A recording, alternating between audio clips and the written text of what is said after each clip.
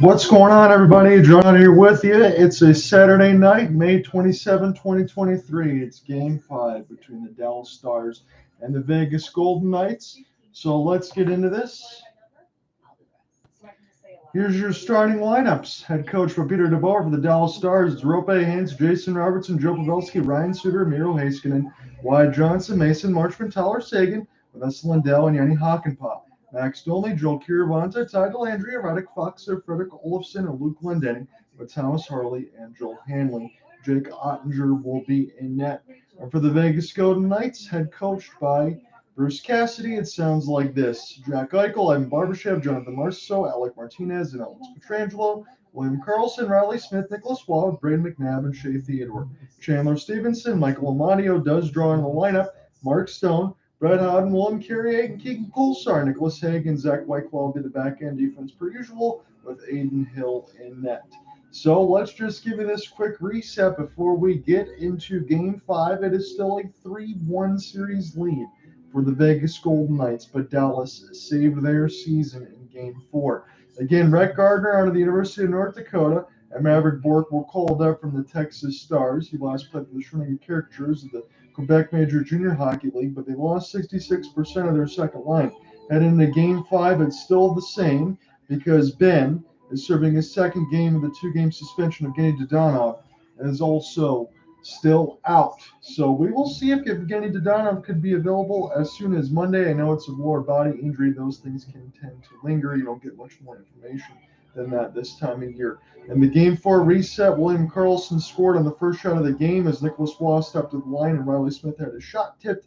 Jason Robertson scored off the deflection out of midair. As Aiden Hill couldn't locate it, it was an excellent effort from Jason Robertson, honestly, to deflect that one out of the air. It was a batted puck. Eventually, he got the stick on and threw it in an open net. In the second period, after Eichel got denied on a breakaway 3 different times, a centering pass for Marchessault was finished in close, and as the Lindell blast went off the kick plate, tied it at 2, as Jason Robertson scored off the rebound. And a costly penalty by Braden McNabb in the OT quickly was finished off by a one-timer finish set up by Miro Heiskanen to Joe Pavelski. So heading into the matchup tonight, Dallas avoided elimination on Thursday. We have to wonder if they can do it again. This is the swing date. And of note, this is important because if the series does end today, that means that the Stanley Cup Finals will begin on Wednesday, May 31st. If Dallas extends this series after tonight, the Stanley Cup Finals will begin Saturday, June 3rd. At the end of this game, I'll let everybody know my plans going forward after the series. We plan on covering everything in the Stanley Cup Finals. The only date I will miss is June 10th. But we will save that with the end of the game. Vegas, following a loss, is 6-0-0 on this side. So they want to get this one done quickly. Florida is still waiting. Players are entering the ice here. It's nighttime at T-Mobile Arena. That's what it's affectionately called. And as I said from a few years ago, I went before COVID during a birthday time during March Madness. If you ever get a chance to go out to T-Mobile Arena, it is a sight. There is a lot of things that are uniquely Vegas that other arenas simply don't have or will not be able to do. So this is all business, I would imagine, for the Vegas Golden Knights right now. I would be incredibly surprised if they didn't get back on this in the front foot. Of note, too, Vegas is one of these teams in the postseason. They capitalize within the first 5 minutes of the contest. So they might already put a goal in the back of the net early. That is what they usually like to do. And if this goes to Monday, we will go back to American Airlines Center where Dallas will likely get the return. We know they're going to get Jimmy Benn, but they might get Evgeny Dadonov as well. So for Jake Oettinger, when it comes down to winning games that you have to with the back against the wall, this guy's more likely a 935, 940 save percentage. He can definitely get the job done. He knows what it takes. I know that there is not a lot of rest or anything else on his side, but he's the best that Dallas has to offer on this side when their back's against the wall. Joe Pavelski, the 38-year-old, got it done with the OT game winner, and we will see if that continues. So unfortunately, on the other side is also the Miami Heat and the Boston Celtics. So we're going to have to keep you abreast of that situation as we go along. We'll give you scoring updates on that side. If this series does end today and Boston wins, I will be working with Alec Nava on the Monday side for Game 7. That will be at TD Garden in Boston. Dustin Hall is going to be joining me here shortly. They're looking at all the people banging the drums, the cheerleaders, all the way up in the Fortress section of the Vegas Golden Knights. Again, this is an absolute sight. I'm watching this one on CBC and Sportsnet, but I will flip on this side in between the ESPN broadcast because I imagine that's what Dustin's going to have on that, so he doesn't have access to CBC on the Texas side. But I want to see exactly what actually they are going to show. This is going to be on ABC, so we'll take a look at it on here and see where they're at and see if they show the national anthems and everything else, because I'm just curious to throw that on there. So they do have that. And let me just flip back to the CBC side and see what they're offering on this side. So we shouldn't have too much of a problem. I'm just going to flip back and forth a couple times here. But we're just going to wait and make sure that he gets in here. I will get into the first period puck drop nonetheless. Okay, so this is a little bit behind the CBC side. So I'm going to stay on the ESPN feed here for right now. This is what we'll use for this game. If anything else changes, it goes back to solo. We'll go back to CBC if there is any other post-game coverage or anything else I miss. So, guys, to be honest, I'm really excited for this one. I thought going into it, I had a little bit of a feel of what was going to happen in Game 4 considering, but Dallas didn't lie down. And they're going to have to make sure they keep that same type of effort. And even when you get an elimination game like this, this is a second opportunity. It's going to take even more on this side to get that done. So Dallas is going to have to probably play at about 125% to be able to extend this series. We will see if they can do it. Quite simply, in the YouTube side, I made the question, and it's an easy one on this time for this day because I think it has to be. I said, do you think we will have a Game 6 in Dallas on Monday? Right now, we have a 50-50 split. So this is going to be a lot of fun. I appreciate you guys joining me here for this Saturday night. If this series does get extended, we'll be here Monday. And if it gets extended after the Game 7, you bet we'll be here Wednesday before we wait for the Saturday, June 3rd part of it. So it's Jake Oettinger and Aiden Hill. And they're going to show Jake's numbers here. 9-8 in the postseason, 294 goals against, 899 save percentage, 37 saves in Game 4, a series high. Those numbers don't dictate what it's like when Jake has his back against the wall like the Dallas Stars do right now, when he's in more, like I said, of a 940 side. Aiden Hill has been spectacular in the postseason, 6-2, 207, 938, and a shutout. He had 39 saves in the loss in Game 4, which was a playoff career high for him. So everybody, we're going to get settled for puck drop. As always, let me know who you think is going to be scoring the first goals. Who do you got? What are you feeling today? And we will let you know when we get into the intermission side between the basketball scores of Game 6 as well between the Heat and the Celtics. The Heat still have 2 more closeout games, but it's going to start getting tight. So the Hintz and Nicholas Waugh set to take the draw. And this will go back to Miro Heiskanen now.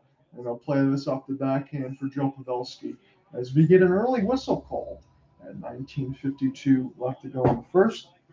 Dustin Hall has joined me, so I will get him into this broadcast, and we will take in Game 5. Again, it's a 3-1 series lead for Vegas. Now we're watching this one on the ABC, ESPN, Disney Family Networks of ESPN. So Pavelski can't win this draw. And it'll go back to Alec Martinez now with Alex Pietrangelo as this brushed in. This goes off of the glove hand of Oettinger, and he has to make the save. So he gets 2 top as dues immediately. 19:45 left to go in the first. How are you doing, my friend? So whenever he gets set up and unmuted on that side toward the bottom left, Dustin Hall is in here with me, and we will take in this Game 5. Again, Vegas, they're at T-Mobile Arena, and they are looking to close this out. And again, as we said, if this series gets extended, that moves the Stanley Cup Finals to June 3rd. So this will be a face-off win for Dallas, and they'll get this back from a William Karlsson loss, and Miro Heiskanen will stop up at his own blue line, trying to get him across the emblazoned Golden Light logo as this is dumped in. Nicholas Waugh trying to provide a couple of stick chops as this goes near the right side of the window, and Heiskanen able to make a play from his knees, and now near the red line enters Roope Hintz, but Alex Pietrangelo is back. Settle this back up to the D now. And this will be Riley Smith on the second line with William Karlsson. They've been pretty spectacular on this end. And considering with Jamie Benn and Evgeny Dodonov still not in the lineup, that could be an advantage on that end. And we're going to get a penalty, I believe, against the Dallas Stars. 19-10 in the first. We'll see who this is on. Well, if you're the Dallas Stars, this is the last thing you wanted to see happen at the 19-10 mark. This feels eerily similar to Game 3, I believe it was. So you don't want to get off to a poor start and dig yourself a hole. Mason Marchman got all entangled with William Karlsson, and as Dustin said on that, so that's just a poor penalty. You talked about it in the opening. Within the first 5 minutes, this is usually when Vegas capitalizes. They try to get themselves in the front foot. Of note, in Game 4, it was the first time that Dallas was trailing in the first period. They came back to win. Power move off the backhand by Chandler Stephenson. And Jake Oettinger brushed it aside as Dallas gets this one down the ice. So an early power play opportunity for VGK. It's 1:35 left to go here as it's Shea Theodore. He'll play this off the backhand. Chandler Stephenson and now Jack Eichel. Eichel gains the injury. He'll forehand this near the right side wall. It will fall back to the Dallas Stars. Again, they are in the road whites. And Vegas are in the mustard gold with the black pants and the white and red striping on the pant legs. As this is Shea Theodore. Able to walk this one in as Chandler Stephenson off the left side dot, and he'll backhand this to the D with Shea Theodore. Set it back up for Chandler now. In front of the net now is Jonathan Marchessault. He'll spin. He's behind the office of Jake Oettinger, and Chandler Stephenson stays poised. Drop to Theodore on the high slot at Stephenson. Pass goes too far for the captaincy, Mark Stone, but here's Eichel. Behind the net, off his forehand near the left side red line. Gave it back to Shea Theodore into the traffic, and a good blocker save by Jake Oettinger, but this is still with Vegas. Now back to Theodore. Eichel, here's a cross pass. Marchessault! It bounces up in the air. Another good save by Oettinger. He's been tested early here, as this is a chance now for Eichel near the right side dot. Touch pass, Stephenson to Stone, and that one gets shot wide. But it's Shea Theodore. It's been all Vegas on this power play right now, as it's Eichel off the backhand. He's being doubled by Radek Faksa, and Dallas wins a stick check, and they get this one down the ice. 15 seconds left to go on Vegas's power play. Jake Oettinger looks like he's ready to go today. He's looking calm and cool and collected there in the net. Yeah, those closeout games, Dustin, on that side for Jake Oettinger, his numbers get exceptionally elevated. He's looked good. He's made about 3 good saves. They're showing Mason Marchman going around the box, so Dallas returns to full strength as Nicholas Waugh makes a good pass in the center zone, and he'll pick it back up. Throw it back to D as this gets cycled beautifully. Pietrangelo! That was a good save as it still got blocked out in front partially, and Vegas has it. They got 5 shots on goal right now, make it 6 as this one goes up into the netting. Great job by Oettinger. Looks like they may have weathered the storm. You don't want to weather too many storms, though. Your goalie stepped up, and you're still 0-0 after the power play. Hopefully they don't continue to put him in that position. In the Game 2 victory for Vegas, when they came back and got the goal against Dallas, Vegas only had 10 shots through 2 periods. They have 6 now with 16:50 left to go in the first. It's a defensive zone face-off draw loss for the Stars.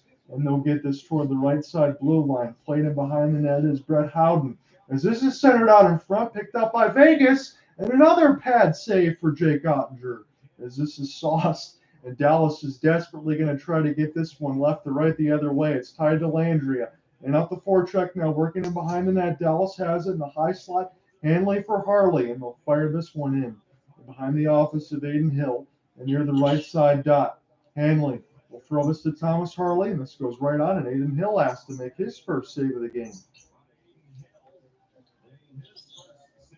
Yeah, I can't stress how big that is that they got through that penalty kill without giving up a goal. You don't want to see that one on the scoreboard that early in the game again. You might start having flashbacks. So great that they kept it 0-0. Hopefully they don't continue to make those mistakes. And I agree with you on that side because you know you're going to get the Vegas push. They're desperate to close this series out at home. They want to make sure Florida doesn't get any extra rest. And if you're Dallas and you weather that storm, you get Jamie Benn back on the Monday's side, and who knows what the game did done on. You could get him back, although he's still dealing with a lower body injury as this shot gets deflected off the left pad of Aiden Hill. And this will be bounced, but this isn't kept in. And Vegas has an opportunity to flip this one back down the left side dot. Ramiro Heiskanen will throw this back for Ryan Suter.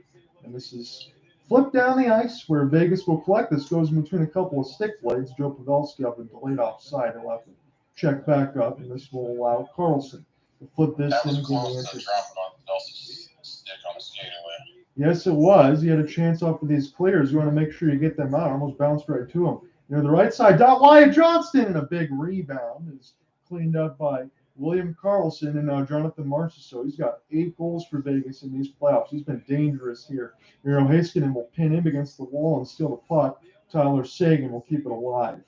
And he'll make the pass as this gets flipped in. Take a look at it. It was Mason Marchman and now Shea Theodore off the backhand, partially intercepted by Seguin. And he'll shovel this ahead off the backhand before it goes to Jack Eichel. They're going to go right to left in the first period of the Vegas Golden Knights. Up the backhand, gets his stick lifted, and this will fall back to the defense with Shea Theodore. Shea Theodore toward the right side. This goes away from McNabb, and now Jake Oettinger will play it and behind the net now, but this will fall back to the Dallas Stars, and Harley gets his pass picked off as Vegas has it. As Chandler Stephenson, number 20, will send it back to his defense. Here's the wrist shot. Jake Oettinger saw it all the way, and he makes the stop. I don't know what you think about this, but Oettinger's demeanor just looks like somebody that got the proper amount of sleep last night. I don't know. He didn't flinch at all during that barrage that he was facing to start the game there. No, when he's got his back against the wall, Dustin, on this side, again, I feel he just gets locked in, and he plays even better on that end. And he's going to have to do so. I mean, these are 4 elimination games back to back to back, but you got the goaltender that can do it. As this is a face-off. Won by Vegas, and now in behind the net as this is sent around. And now Dallas will get the long flip as Michael Amadio will check into the lineup for the first time for Vegas. This is bounced off Ty Dellandrea. His game 4 against Edmonton was the last time he played. He had 16 goals in the regular season, which is a career high. He is a pretty good bottom 6 forward as this is sent in. And now Suter will take a look at it near the left side dot, but Miro Heiskanen has no problems. And he'll flip this off the long flip, about a 100-foot pass, and this will work out as an entry. And Aiden Hill will touch this with the goal stick. So 13:55 left to go in the first. John here with you on the play-by-play, being joined by Dustin Hull on colors. We're taking Game 5 at the ABC part of the network. It is 13:45 left to go in the first. It's 0-0 as this is recollected now. Keegan Kolsar will get a pin against the wall against Harley, but Dallas will weather this storm there. And we'll try to take this left to right as Robertson gets us across. It's Rope Hintz off the drag, and that's a shot that goes up high, and this will be kept in by Rope near the right side dot. Pavelski will try to get a pin against the wall as Jason Robertson puts it in behind the net, and a good setup. Hill can't find it. It just brushed away up the last second by William Carrier. Vegas was on the doorstep, and they saved their goaltender there. That could have been a 1-0 lead for Dallas. And now Hanley will get this in his left side dot, throw this across for Harley, and start again. As Seguin gains the entry fresh off a change, this goes off the right glove of Aiden Hill, but he can't hold it. Rebound control is something here early to keep note of. And Riley Smith near the left side of the wall for chip and chase, but this will go back to Dallas near the same left side circle. 12:40 left to go in the first. Dallas now with a few straight consecutive shots on goal as Sagan's opportunity in the middle of the slot gets blocked. And now Nicholas Wall will gain the entry there. Looking at his William Karlsson and quickly played the other way was Hakanpää. And now Haig has it near the right side dot. He'll drive. A short side chance goes off the outside of the cage. Doesn't hit Jake Oettinger, but he is holding on the left side butterfly. As this will go back across the brazen Golden Knight logo. Haig will chip this in one more time across the red. Shots are 8-5 for Vegas, and they started with 6 shots within a minute and 30 seconds. So Dallas is starting to get back on the front foot. No doubt that's from killing a penalty. Former Red Wing Luke Glendening and now Radek Faksa as this is brushed away with a stick check, and now Vegas will look the other way. It's 3-on-2. A flip pass for Marchessault is ineffective, but Jack Eichel was trying to get this loose, but here is Dallas. It's off of a 2-on-2, and Radek Faksa got stick lifted. Rope Hintz fresh off his change. Will slap shot this around the inboards. And now Delandria makes a sweet play, and this one goes up near the right side of the cage and on a play. 11:31 left to go in the first.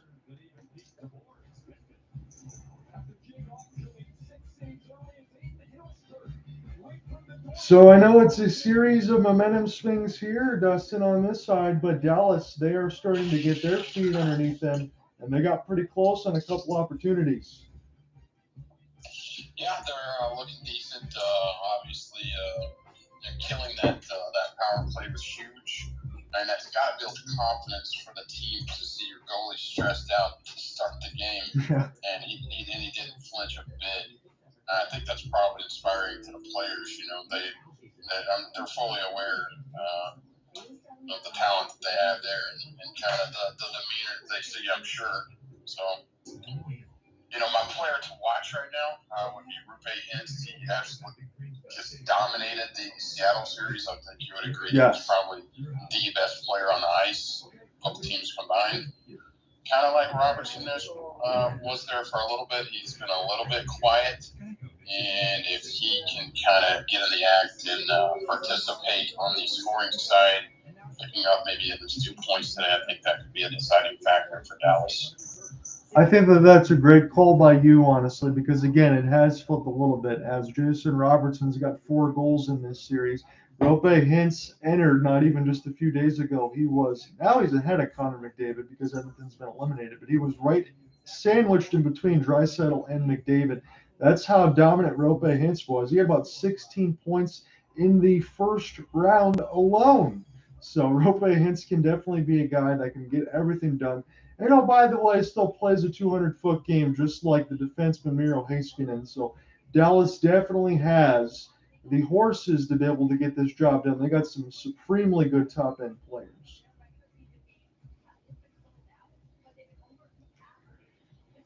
So Vegas, they're showing us at T-Mobile Arena, as Emily Kaplan does some pretty good reporting for ESPN. She's one of the few that actually still works there that does a good job covering hockey coverage. As we're looking at all of the fans at T-Mobile Arena, you got Elvis impersonators, you got cheerleaders, you got the Fortress at the top. Again, I was here before the COVID side against the Red Wings, and that was a lot of fun, but there's a lot of things that are uniquely Vegas, no doubt about that, as it's Joe Pavelski and William Karlsson. Dallas will come out with their top line here off the restart.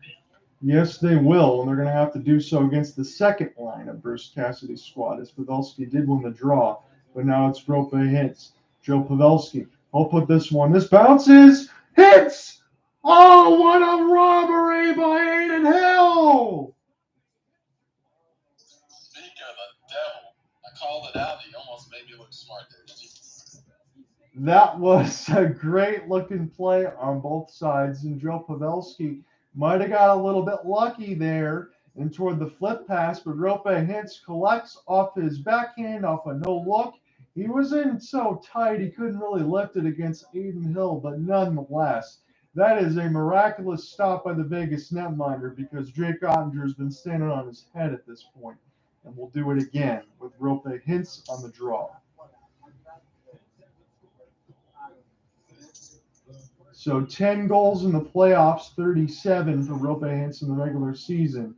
As this is near the right side dot, that would have been a supreme deja vu by your part if Roope Hintz sort of scored immediately like that, as he almost did. Near the left side dot now, it's Nicholas Waugh. He gets lifted there by Miro Heiskanen and now picked up by Dell. So fluttering pass. Roope is a little bit too far, so that's an easy pickoff there for Vegas as they'll get this back into the offensive zone. Heiskanen now will drop this back for Ryan Suter. Again, for my liking, Ryan Suter needs to step up on the defensive game. We know what he is now toward the back end of his career. Might be retiring soon, but he's been thefted a couple times behind the net that turns into goals. So we'll see how much his ice time continues. But Miro Heiskanen is definitely one that can lift you on that side. As this is played in off the chip and chase and tied to Landria. Gets dispossessed of the puck by Nicholas Hague. And now this is bounced ahead.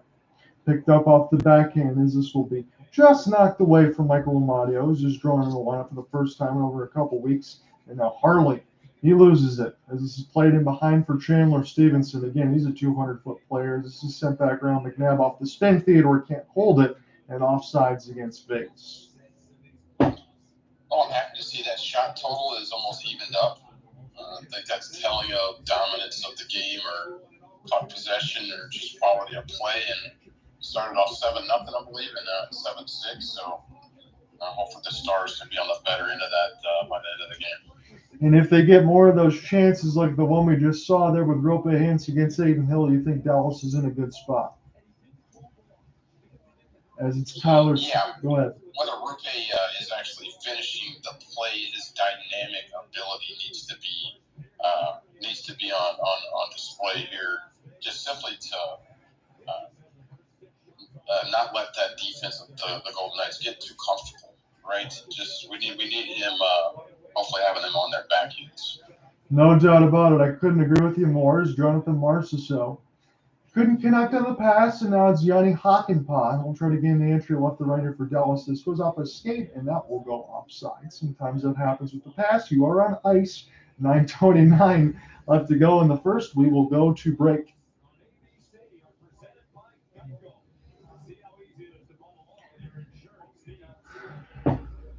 Again, I saw all of these sites that they're showing on ESPN, and it looks like more of a WWE wrestling match, but that is what they do in Vegas. That is correct. Yeah, it looks like you're playing hockey at a strip bar. But hey, apparently they're getting the fans in the seats, right? Well, the one thing that works out for Vegas, and again, you'd know this better than anyone because you follow sports just as much as I do on that side, it's going to draw a pretty good 50-50 split no matter where you go. So the seats will always be full at T-Mobile. We're going to keep you updated in between the first intermission on this. I know we will be talking plenty about the Stars and the Golden Knights for good reason, and that's what we're covering. But Miami and Boston have just got underway, and it's a 3-2 lead for the Heat. They are trying to close out the Celtics in Miami, and they're desperate to do so because I don't think they want to go back to TD Garden for Game 7. On that game, my simple thought is Boston is the better team, the more talented team. If they're going to win, they have to shoot 35% or better on their three-pointers. Anything under that is going to give them a L. That's pretty much how that team lives and dies, by the three-pointer. They're going to get up about 40, and if they knock down about 36% of those, they'll probably win the game. If they have a poor shooting night and they shoot 27% from three, that'll be the last game of the season for them. Well, I can tell you this, for as simple as that sounds, Dustin, on that side, they should give you the analyst job and a ton of money because you're exactly correct. That's the way that the series has gone. If the Celtics shoot well from three, they pretty much can't be beat. That's what they've shown you right now. Yeah, and I'm familiar with that style because the Mavericks are pretty similar in the way they play. Obviously, the Dallas roster isn't as accomplished as the Boston one is, but the play style is very similar. The amount of three-pointers they put up per game, they win when they shoot 40%. They're essentially unbeatable. So I believe we're back underway here. So Pavelski, this puck gets flipped in. Now Roope Hintz on the left side. Try to drop this here for Miro Heiskanen. They'll just chop at it off the backhand. They'll be Robo. They'll pick this one back up. First line for Dallas has been pretty good, as it's always been, but they're going to need to continually step up. In the left side wall, here's Hintz. Oh, that was a centering pass, but Vegas was right there with William Karlsson. It was a good idea. Riley Smith will play ping pong off the boards, and this will go back to the Dallas Stars. And they'll send this here for Joel Hanley, as they'll fire it right in. And Luke Glendening and Roddick Fox are the fourth lines out there for Peter DeBoer's squad. Near to the right side dot is Fox trying to find this in between a couple of skate blades alongside with Brett Howden and the Vegas Golden Knights. Again, the referee can blow this dead when there's a scrum near the right side dot. They feel like the puck's not moving too much. Otherwise, we'll stay here all day. Here emerges Dallas near the right side dot. And this one's flipped back down there for Hanley. We'll throw this back to Harley now and start again for the Dallas Stars, as they will flip this in, and this will go back to Alex Pietrangelo, former St. Louis Blues captain of VGK. This is brushed around the net for Jake Oettinger, and he's got to quickly get back in his sight lines near the right side dot. Martinez, he tried to fire one quickly as Haig will spin. The defenseman's pinched him behind his net. He centered it dangerously out in front, and this will fall back to the left side blue line, unbelievably, for Alec Martinez, and this will allow Roddick Fox to send this one back for Hanley. Still 7 shots to 6, so Vegas has been held without a shot here for at least about 4 minutes, and Dallas has had the better effort of late since killing that penalty when Jake Oettinger made about 6 saves in a span of 1:30 as this is flipped in. And now McNabb, fans on the clearing attempt. This will go with Dallas and played in off the backhand as Martinez will pop this one up in the air. This will go back to Yanni Hakanpää, and he'll put this in across the red. 7:10 left to go in the first. John out here with you alongside Dustin Hall for Game 5 of the ABC coverage, I should say. Dallas and Vegas. It's a 3-1 series lead for Vegas as they flip it in. Dallas avoided elimination on the Thursday side. They want to continue to do so to get to Monday as we're in the middle of a Saturday night. Gaining toward the right side dot, and this is flipped in. Played it off the window. Tyler Seguin will fire it wide. And a rolling puck will get settled down as Dallas right now just trying to funnel everything toward the net, but they're just missing all the way toward the right side of the red line. Nick Hague in the middle of the slot. This gets blocked off bodies, and the Mustard Gold will recollect this one right now with Ivan Barbashev. And now here's a race in toward Jack Eichel as he was all spun around. Vegas has it, drive to the net, and scores! Ivan Barbashev, 1-0 Golden Knights. You know, I was just about to point out that since the power play, Dallas has outshot Vegas 6-1.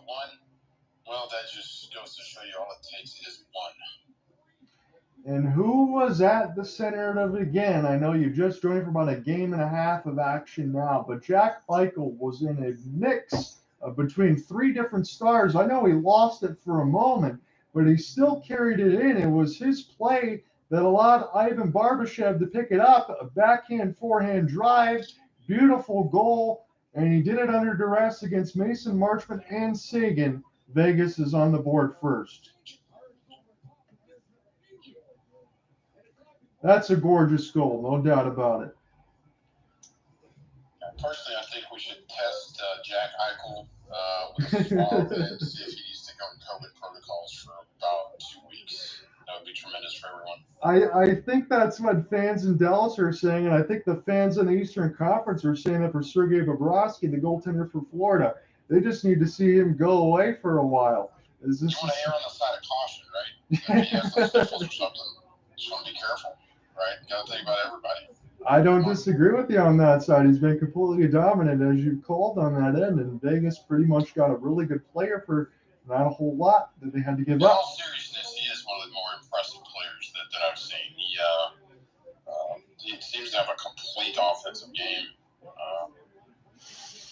Karlsson! Great passing and offensively talented. Yes, he is. Karlsson off the backhand. He got denied, and now Dallas kind of fumbling all over themselves right now. They need to just get out of this and get this the other way. Now Joe Pavelski will. It was 1-on-4. We'll go ahead and take his change. So when the opponent scores first, it was 9 goals only for Dallas. Time for the third fewest for wins and 1 in the playoffs. So when the opponent scores first, it doesn't bear well for Dallas, but they were able to get away from that in Game 4 when they won facing against elimination. They'll have to do so again as this is picked up off the backhand. It's 1-0 for Vegas. 5 minutes left to go in the first as the Zebras got to get the heck out of the way. And near the right side dot, it's Luke Glendening trying to pick this up off the backhand. Keegan Kolsar. Now Freddie Olofsson. Is this near the left side red line? Send it up for Heiskanen. And a good save by Aiden Hill. He's down. Oh, and the shot goes wide for Dallas. But they're still with it. Luke Glendening. As this goes to Miro. Nice stutter step move. And they'll get this back to the defense. Fired and scores! This goes off the post and in. And Dallas has tied it. Persistence was the key on that one. Luke Glendening, of all people, in the fourth line of the Dallas Stars, the former Red Wings. He doesn't score a lot, but I also credit Miro Heiskanen back there. Again, he made the play happen, and Heiskanen stuck with it near the left side of the dot. It was fired on, partially tipped out in front, I believe, from Glendening from Harley. It was a double tip. On this deflection. Oh, my goodness. That is high quality offensive play. Were you able to see the deflection there? That was a double doink deflection, Dustin, on that side. Double? That was a double deflection. Good night.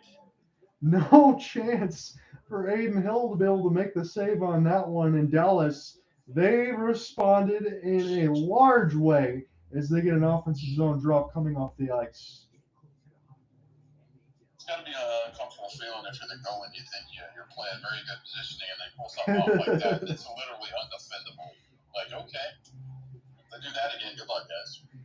And again, I know they always say fourth line's usually a checking line. I know most people can score nowadays, but Dallas, here you go. 58 goals on tips and deflections, most in the NHL. You get the traffic in front, you obstruct the eyes. But also when you get a double deflection, that certainly helps. And as you said on that end, it's pretty much impossible for the goalie to stop as we get a stoppage of 4:14. I think for momentum purposes, that goal was gigantic because as the game is unfolded, Dallas had to defend the power play to start. They did that, and since then, I would say they've kind of dominated play to some extent. Again, the shot total has been lopsided since the original power play. So, but it's so important to get that goal back just to see a result and see your hard work actually paying off, rather than, if Vegas ends up getting another goal and they get up 2-0, that's pretty disheartening. So I just think momentum, for momentum purposes, that tie-up goal is really, really big right now. Yes, it is, absolutely. And again, it came back so soon. So anytime Dallas might be able to take like a forehand, they go back and deliver an uppercut, and they stay right back in the series. And again, as we talk about, they continue to do so without the services of Jamie Benn and Evgeny Dodonov. And if Dallas does win this game, they will go to American Airlines Center on Monday with their captain back in hand. Yeah, best case scenario, Dallas gets out here with a win today, and then in Game 6, somehow they get a 2-0 lead and the roof just blows off the American Airlines Center. And they kind of run them in Game 6, and then everybody's hyped for Game 7, and then you see what happens at that point. Obviously, Dallas would have the momentum going into that. And a lot of good things have to happen between now and then for that to come to fruition. But if you're going to paint a picture for ultimate victory, that would be it. Win this game, get an early lead in Game 6 where the crowd just really gets into it, and you landslide them to Game 7. Again, that would set up a pretty much Cinderella story at this point, but we know that Dallas can do it. Again, they fell hard behind the 8 ball, down 3-0. But again, as we talked about, as simple as it sounds, it takes 4 to eliminate an opponent. Right now, Dallas is certainly giving their best efforts here in Games 4 and Game 5 so far. And Dallas is a scary opponent for any opposition, right? They're without a doubt, there's a reason they're in the Final Four. And if they get a little momentum, I'm sure Vegas would not be looking forward to coming back to Dallas for 6 or having to come back to Vegas for 7 at that point. I would think momentum would be heavily in Dallas's favor. This next hour and a half is gonna tell a lot, though. Heiskanen with a ripper of a 1T, and this will be saved by Adin Hill. So again, from the early, before I got ready for this game, there was a lot of profiling there from the Dallas play-by-play on that, and they had them on the NHL TNT, and they mentioned about Miro Heiskanen, about how good he can be, and they were thinking that he was going to be a showcase player today. Well, he's pretty much a showcase player every time he steps up on the ice. 3:55 left to go here in the first. We're at T-Mobile Arena for Game 5. Vegas is still up 3-1 in the series, but Dallas again. They storm back off the double deflection from Luke Glendening, so it goes Glendening from Harley and Miro Heiskanen at 15:24, and Ivan Barbashev from Eichel and Marchessault. That's what's listed right now on the ESPN box side. As this is a good save out in front by Adin Hill, falls behind him. The puck is loose, and we're getting an overhead view, and he recovers and makes the save. So Dallas was that close with Joe Pavelski on the doorstep of making it 2-1. And I hope Pavelski is okay. He's getting up slowly. We know he had a head injury in the first series, and he seemed to get a little banged up there. I'll tell you what, that overhead view threw me off there for a minute. I wasn't sure if I was watching a replay or live action. So Freddie, Robertson, excuse me, it was right out in front like Hintz was in the first side, and there was just a massive humanity. Karlsson was down trying to block it. I want to see where Pavelski is. Pavelski now near the left side. Again, he just braced him with the stick, so he should be okay. Nothing to the back of the head. He does win this draw, and now Heiskanen will get this one back as Robo will flip it, but nobody's home on that end. And here's an opportunity for Riley Smith off an odd man rush, but he does need reinforcements. Centered out in front for Vegas. And somehow that pass goes wide. That was extremely dangerous and flipped in now. Riley Smith. Here's Jake Oettinger. He'll touch. And now Robertson will play this off the backhand from Heiskanen. And we get a whistle away from the play. Not sure what this is on, but 3:16 left to go in the first. Looks like it may be a goalie equipment issue. And not to beat a dead horse, but again, I keep looking at that shot total, and again, Vegas started with a 7-0 on the shot total. Now it's 11-10 Dallas. I think that does give you an idea of dictating a play right now.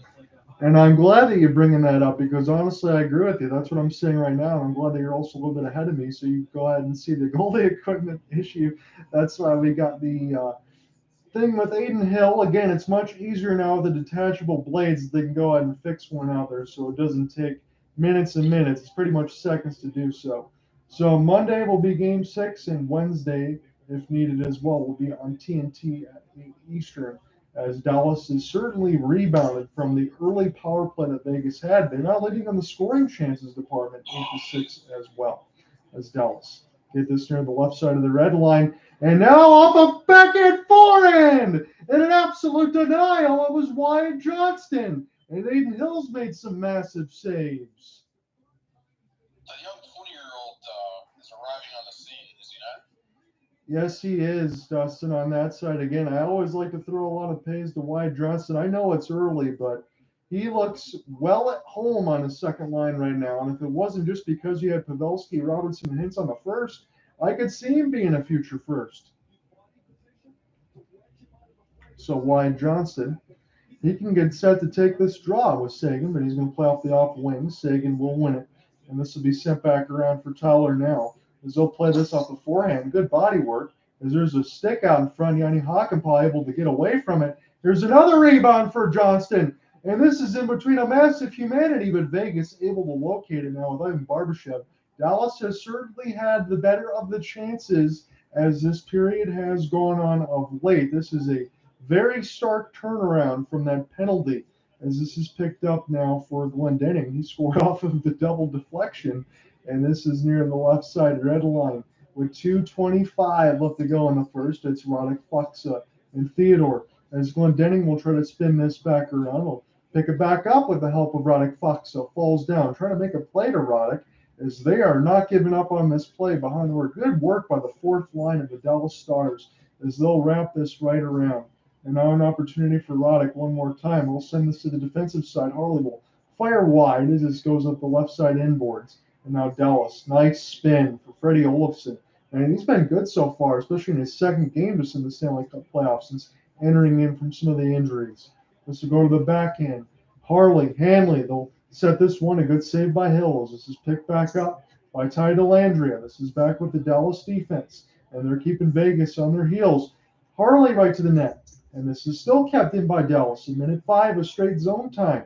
As this is sent back around near the right side. Down walking into a slap shot and absolutely fading on it. But that could have been a goal. And now Hanley has to go back in his own end and picking it up. My goodness. As this is set now for Ty Dellandrea. He will gain in off the right line zone entry. Almost pick it up himself. He does. He gets a forehand stick on it. And Dallas able to do some work as Nick Hague just trying to get the Stars off this puck. And this will go a little bit too far for Miro Heiskanen. Pick it up off his backhand, and they try to throw that past him in duress, but Miro's got it now behind his net. Lost in between a skate blade, but Dallas is there as we're underneath a minute left to go in the first period. This has been a fantastic Game 5 so far, as this is wrapped around the end boards. Oettinger will play it. Again, shot attempts, if you want to say they tell part of the story, it's 29-15 for Dallas on that side. As this goes in off a couple skate blades, stays on side, gets shot wide. Dallas will recollect with Pavelski near the right side dot. picking off the backhand. Nice working behind the net for Robo. Robo fake the slap shot, Yanni Hakanpää, but will go back and recollect on a 25 seconds near the right side dot as Dallas will flip this around for Zach Whitecloud. This will be chipped, and that'll be a race for the puck, and this will get bounced right in front of the net, and Lindell was there cleaning up off the backhand as Dallas has it. Time for one more rush, but Yanni Hakanpää kind of stuck in his own end. I'll leave this around for Lindell. Dallas will locate it. Vegas will steal. 2 seconds left, fan on the 1T, and that ends the first period. We're tied at 1.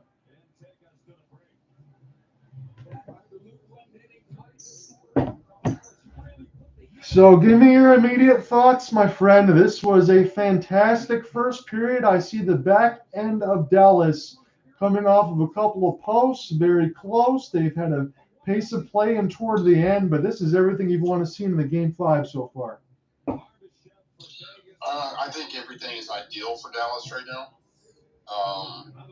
You had to deal with adversity to start the game, and you didn't flinch.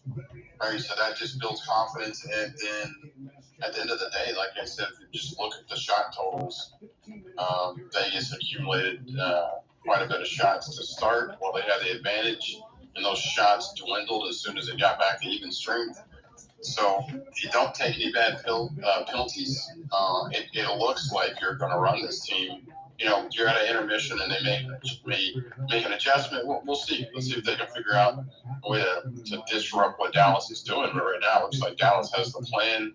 They look like the better team, or maybe the team that just simply is playing harder. Whatever the case may be, it looks like they're the better hockey team right now. And again, I want to throw this out there. I'm not trying to make myself sound like a complete basket case, but is there any worries, let's say, of Evgeny Dodonov and Jamie Benn going to Game 6 and you go back home? Do you think Dallas gives this same kind of effort, or do you think there's going to be some adjustments again when the two come back? I don't think that. I think, first of all, I think Benn's going to be very thankful that he gets a chance to play in another hockey game this year. And I would think he'll be out there, hopefully not making any poor decisions that puts him in the box or anything like that. I'm sure he's not going to do that again after what happened in the last one. But no, I'm sure you'll see a very inspired effort, especially from him, to make up for putting his team in that difficult situation. So I wouldn't see it as a negative in any way. You know, it's certainly, I guess that's a coach's decision, though. The coach could say that if this thing is running, at a high level, maybe who knows, Ben could come in on the fourth line for Game 6,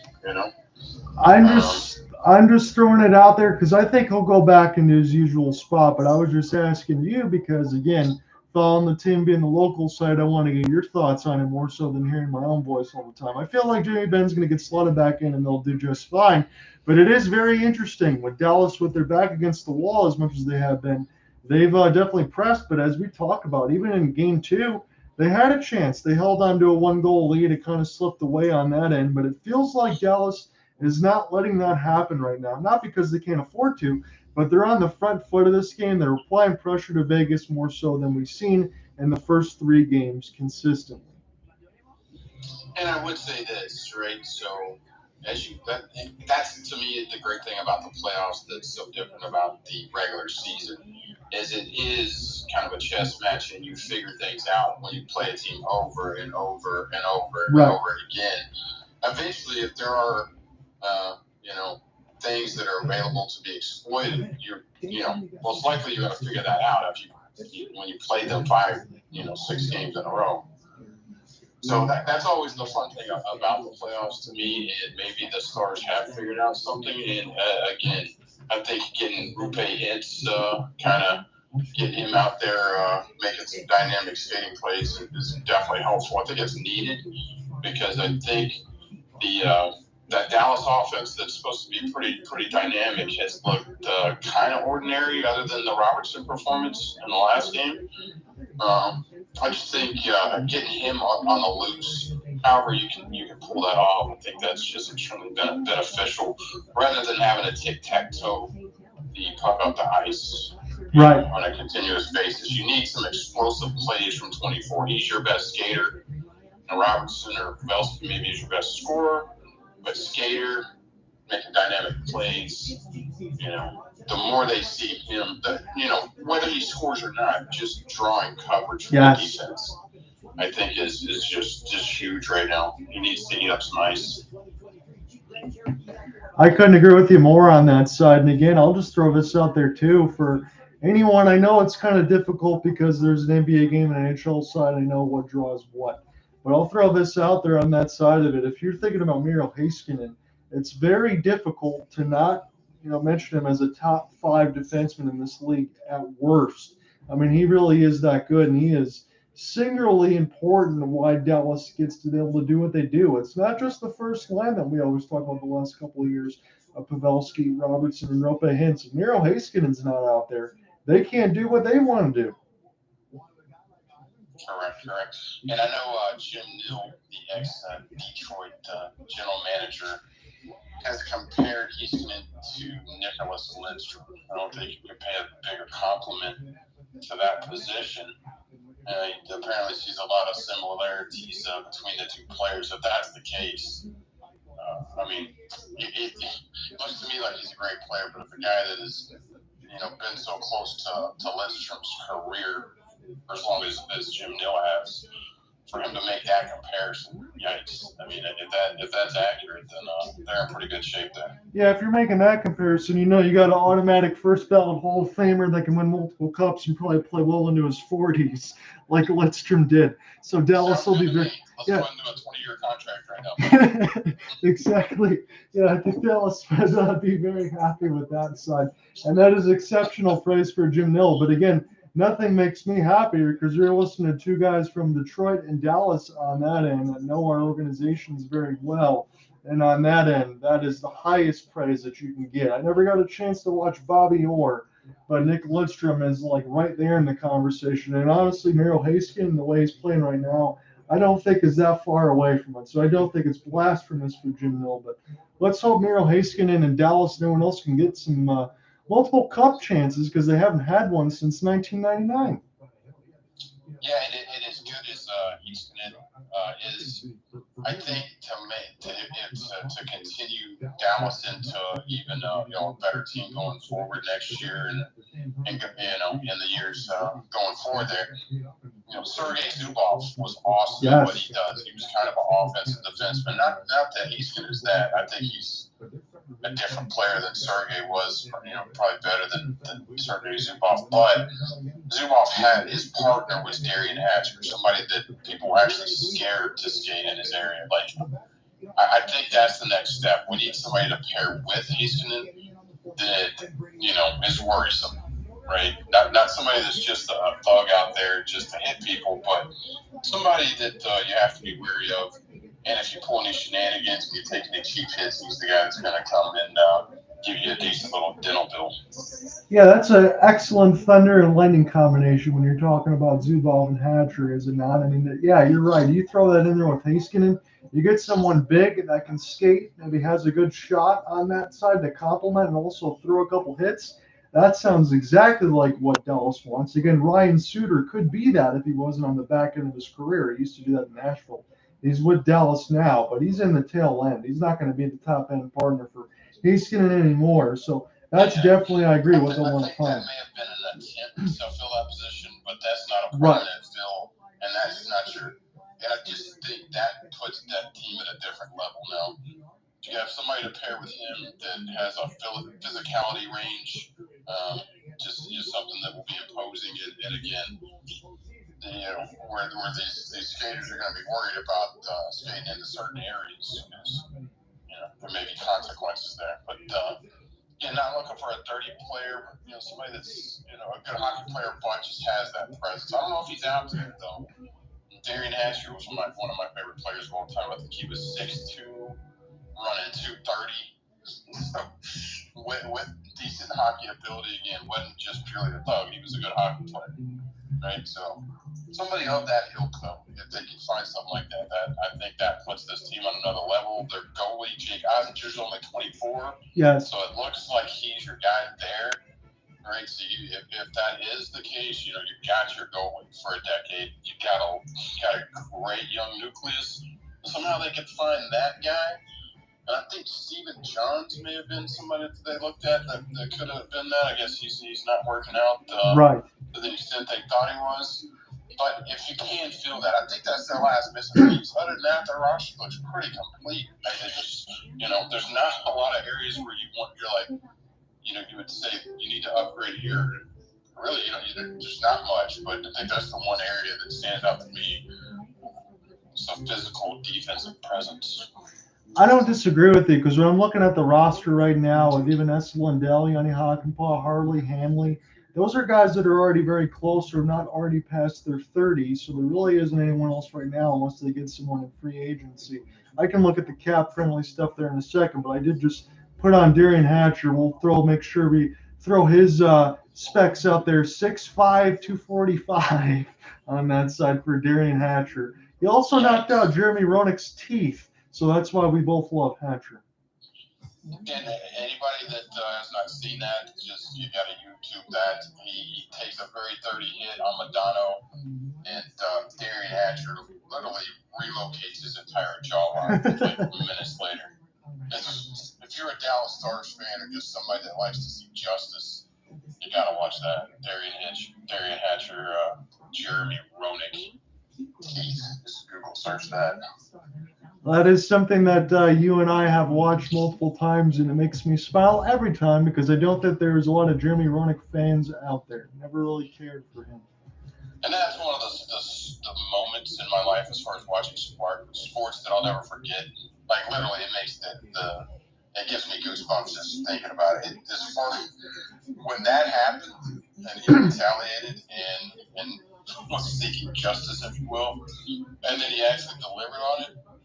Oh man, I don't think I've ever been more appreciative of something. Yeah. So, taking care of your guys, right? You just said absolutely not do that in my house. It's not going to happen, sir.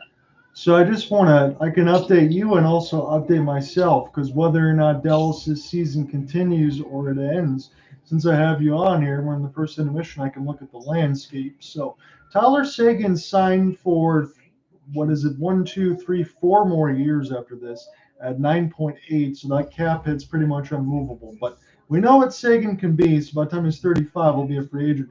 Here's the thing of note. Jimmy Benn's got 2 more years at 9.5, so that is going to put Dallas in a situation where if they want to get their captain back, they'll probably do so at a lot lower of a number. Roope Hintz is signed well in the future, so you don't have to worry about that.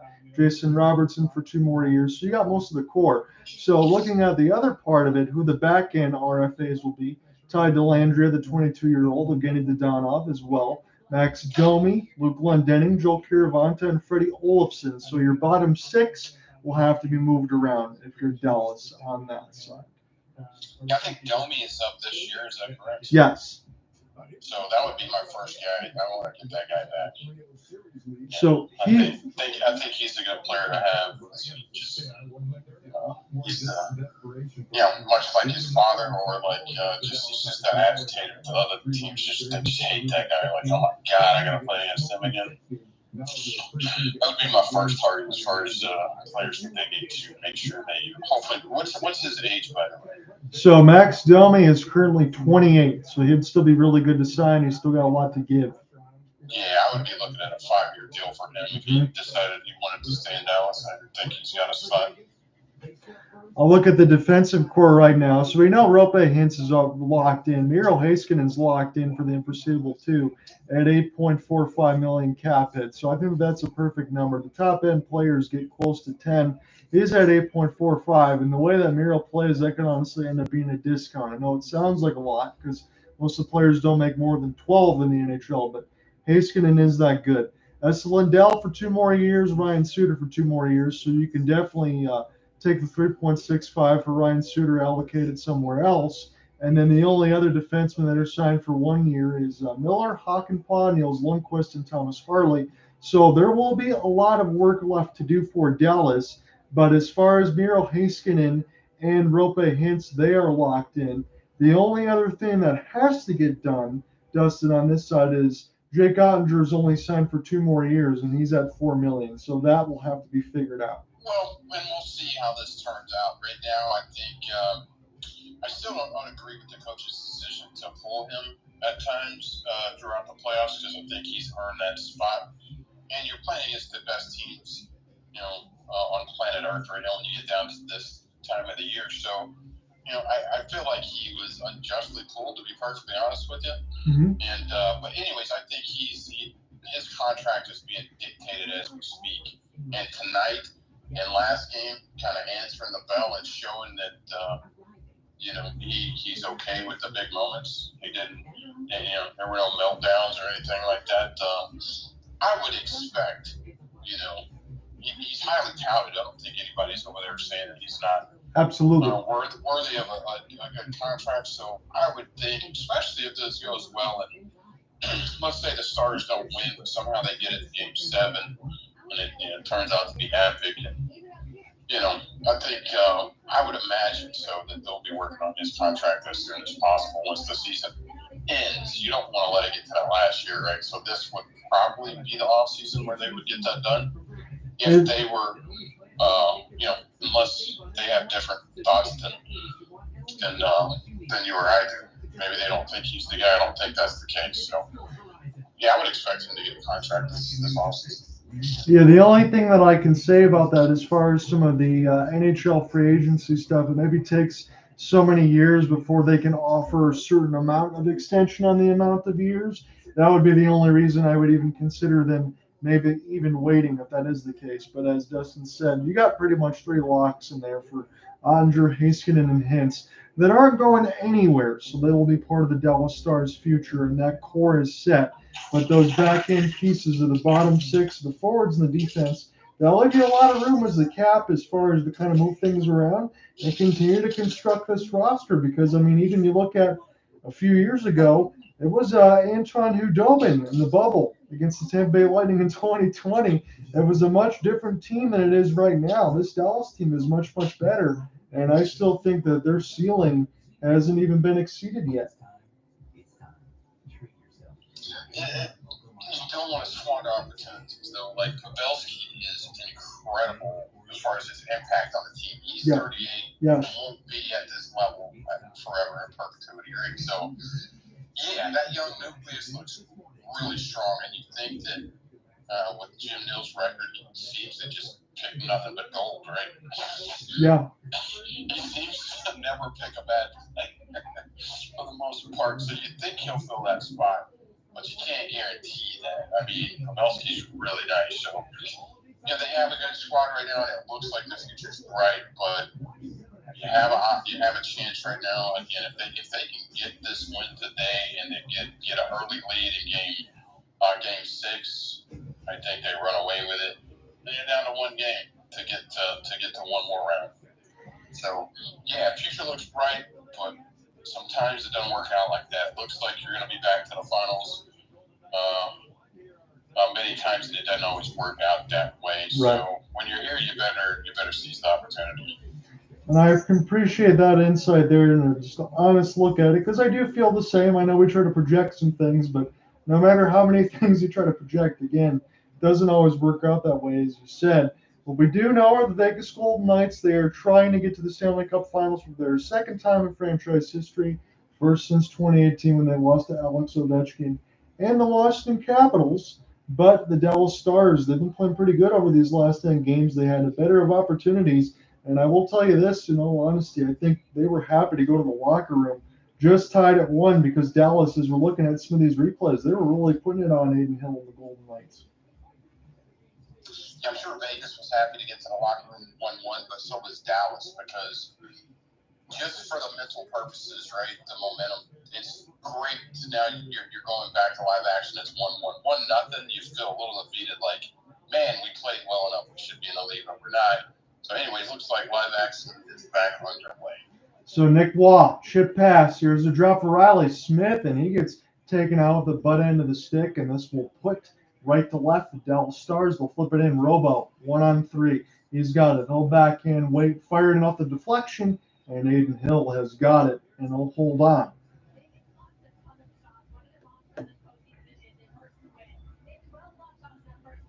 Blocked shots, Vegas 12, Dallas 3.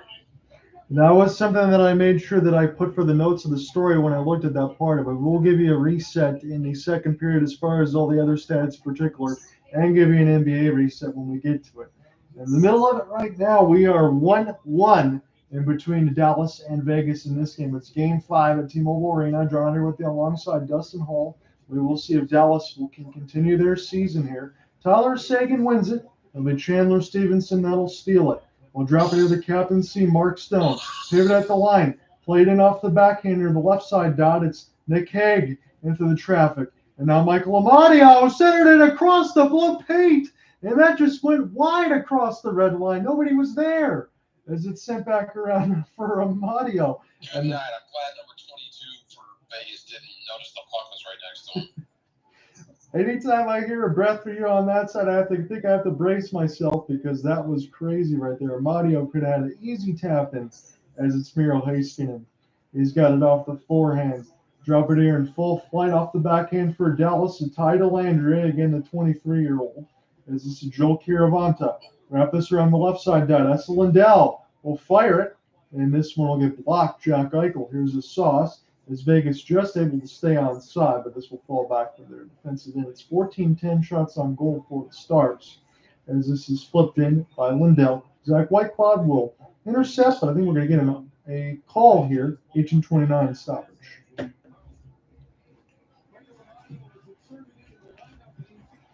So they're showing the Amadio replay, and that was just fluttered near the right side of the crease across the red line. Wyatt Johnston was turning around trying to get it out of there. There was no Golden Knight in sight.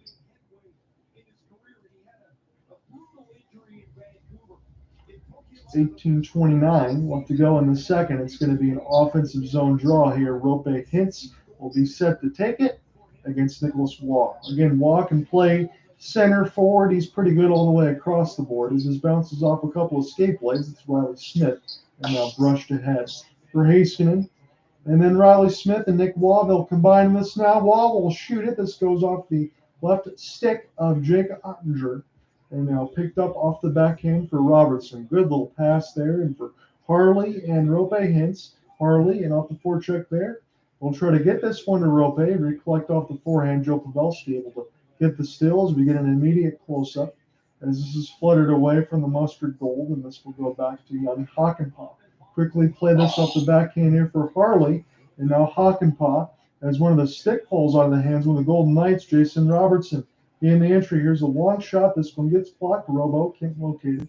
It's sent back around for Alex Pietrangelo. As S. Lindell will fight this to keep it in deeper. It's a backhand play. This goes near the right side of the crease, but no Dallas Star was there. Settled down there at the line. Let's Lindell to the traffic rebound. Glendening almost had his second goal of the game, but Aiden Hill with a denial. So again, to go back to my favorite stat, the Golden Knights started off 7-0 on shots and 17-11 Dallas Stars right now. And I think if Luke Glendening scores another goal, I might blow a voice register because I didn't imagine that the Red Wings former player on that side would be doing this much damage, but he's been one of the better players on the ice, and he's on the fourth line. 17-11. Go ahead. We're back in action. As again, 17-11, as Dustin said on the shots, again, it's been a stark turnaround, and this is flipped in now for the mustard gold. We'll go ahead and pick this one up with Jack Eichel near the left side, and Max Domi is right there to clear up any troubles, as this is near the right side red line. This is casually chipped in. Aiden Hill will take a look at it. Dallas might be on the front foot as far as this forecheck, as this is picked in off the backhand by Jonathan Marchessault. Here's Eichel. Eichel near the right side, slow up at the blue line, makes a great little back pass into his defense, cutting in. Good save by Oettinger in tight, and this is just picked up at the last moment by Miro Heiskanen. Theodore, as the job's not done yet, in the right side, scores! Vegas, Chandler Stephenson. It's 2-1. Well, that was a high-quality goal right there. Dallas did not give away a cheapie. That was well-executed, very nice shot, just leaking under the top bar. Chandler Stephenson, again, he's one of those guys. He's been in Vegas for several years. He was a Washington Capital. He's got better and better, but I'll point to it one more time. They showed this before the replay. Jack Eichel is the one that stops at the blue line, picks it in off the back skate, able to make a centering pass in the slot. That leads to a couple more chances. Chandler Stephenson. That is a expertly lifted puck over the head of Jake Oettinger, and it's 2-1. His 8th of the playoffs and the 2nd of the series. Now can Dallas respond one more time as it's Freddie Olofsson. We'll pick this near the left side dot as this goes back in behind the net. Glendening, Foxa. All this goes near the right side of crossbar. So Peter DeBoer certainly knows who his best line is. He puts his fourth liners back out there, and they almost tie the game again as it's Harley. Picked it off the backhand captaincy of Mark Stone. Just keeping it in across the blue line was Alex Pietrangelo. Now Foxy tried to bank it to somebody, but this could get picked up easily by Vegas. That was almost a disaster, but Pietrangelo will get this off the backhand now. The shots on goal now rate 18-13 as Chandler Stephenson has got his 2nd of this series. And he's getting some stick taps on the bench as they show Jonathan Marchessault. But we're still underneath the live action when Karlsson sent it back around near the left side dot. Yanni Hakanpää will try to locate it with Lindell as this is heavily contested near the left side red line with 15:25 left to go in the 2nd. Dallas has it. Mason Marchment. Here's a soft pass. Tyler Seguin. Here's a stick drag. Pick this one up expertly off of a lift. He just got denied by Alex Pietrangelo there, but that was a good skate by Seguin as this is sent back around across the red line. Here's a bouncing puck picked up by the Golden Knights, intercepted by the Stars, and Seguin gets knocked down again as this is stick check near the right side of the red line, and now Jake Oettinger will have to play this shot. I guess you can just trip people without any consequences these days. I will have to take another look at that because I'm seeing a lot of battling as you are. Tyler Seguin is in the brunt of it. He just can't get away from it right now as this is flipped in near the left side of the red line. Miro Heiskanen. This takes a bounce off the referee. Dallas has it. Here's a chance. Rope Hintz. Pass for Robertson. Drag. Tries to pick it up. Shoots and scores. What a rebound and stick-to-itiveness. It's Robertson and Hintz. It's tied at 2. I'm going to make a bold claim right now and say there will be a game 6 because you got to love the response from Dallas. Give up the goal. There's no slumped shoulders. There's no pointing fingers. They come right back on attack mode, and they get it right back.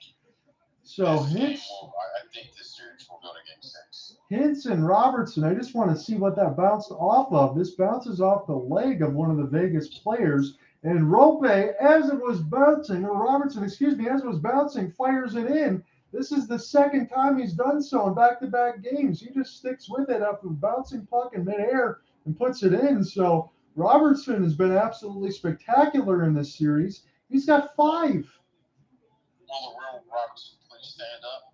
Please stand up. He's doing that and more so on that side as it's 14-16 left to go. His 7th of the playoffs, his 5th in the series, and this is against a very good Vegas squad. Big guy stepping up. And this does good for his confidence because Mark Messier went into depth on it. As far as Robertson, it is not so great playoff performance thus far. Mm-hmm. And he did just point out that it's different, and you have to learn how playoff hockey is different than regular season hockey. Looks like Robertson has learned. He's passed that test. He's ready to play on a level at the biggest time right here. That puck was almost going across the goal line, and Max Domi just saved a goal here for the Dallas Stars. As it's Alex Pietrangelo now. We get back underneath the action. Again, this has been back and forth frantically here in Game 5, but this has been an excellent punch, counter-punch type of game. And again, it's a shame it's on the same day as the NBA Eastern Conference Finals because I wish more people would be watching this, but Dustin and I are taking this in right now as it's Mason Marchment. He gets stick lifted near the right side dot. Pick it up off the back end. Amadio center up front. Good save by Oettinger. It's loose. Bodies are everywhere. Dallas trying to block this out, and they will get this across the blue line. job getting it out of your defensive end while you're laying down. White Cloud has to pick this up now, and Dallas will get this the other way. Wyatt Johnston, he'll fire. This goes off the right pad of Hill. Hill's Robertson again. Send it back around from Hintz. Robo will be the first to get to it. Off his backhand, leads White Cloud to the puck. Stays alive. And between his back skates, still with it as he gets taken down. He's stuck up in between White Cloud's skate plate. But here emerges Vegas. Near the right side of the red line, Oettinger, pick it up. He'll try to flip it. This will go to the Dallas Stars, and they will get this one. 12:30 left to go in the second. Here's a chance now for Pietrangelo. Good back check defense there. And that was Harley on the third line defense. So Dallas, they've scored a minute 48 pretty much between Vegas's goals. They've had that counterpunch answer. Harley's pass will fall back to Hanley, and they will start this again, does Dallas. 20-15 on the shots on goal board. Harley will gain the entry near the left side blue line. It's Roddick Fox up. Now with Luke Glendening as this goes in behind the net. Picked it off the backhand for the former LA King, Alec Martinez. As this goes back to Aiden Hill, we'll take no chances, so hold on to it. 11:56 left to go in the second. We go to break. My, oh my, this is one hell of a game 5 right now. I'm glad that we're doing this. Very quick break. I'll be back in 2 minutes. Go ahead. This is an exceptional game right now. We will be joining the back end. I'll type in some of these goals, and we'll see here in a moment.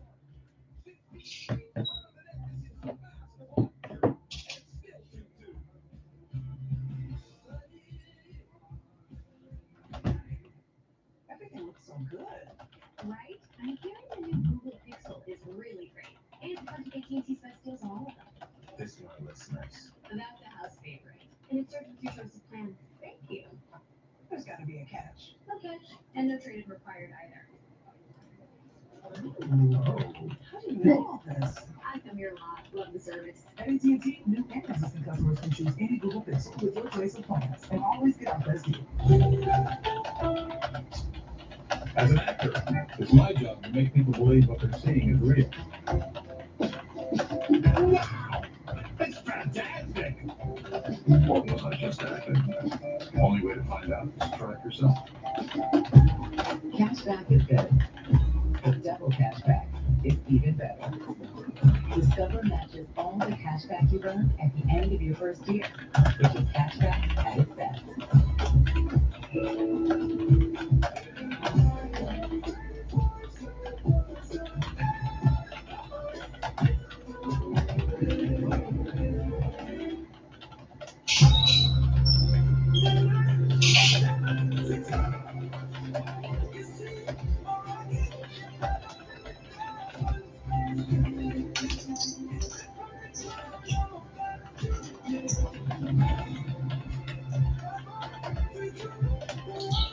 Well, once again, a great response from Dallas. You get punched in the mouth. What do you do? You punch the bully right back in his mouth.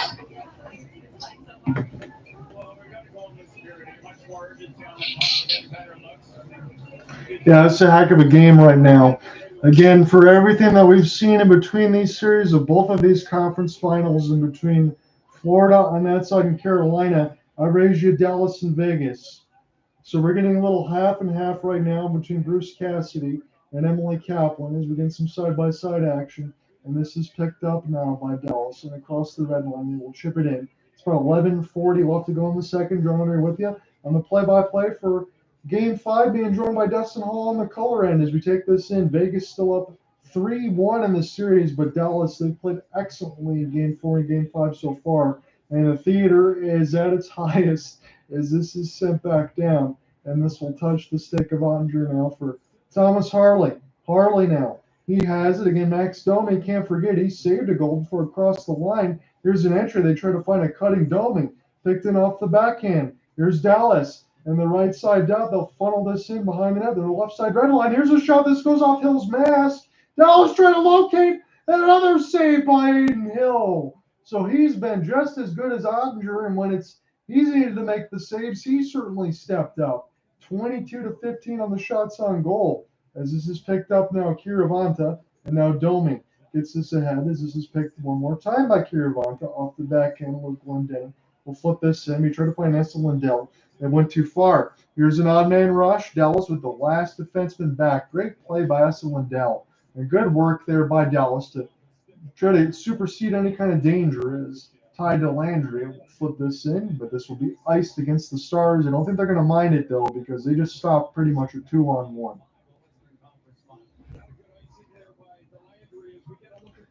So a couple of these replays, Ty Dellandrea was all over it. This goes off the stick shaft of Aiden Hill as Vegas one more time was there to clear it away.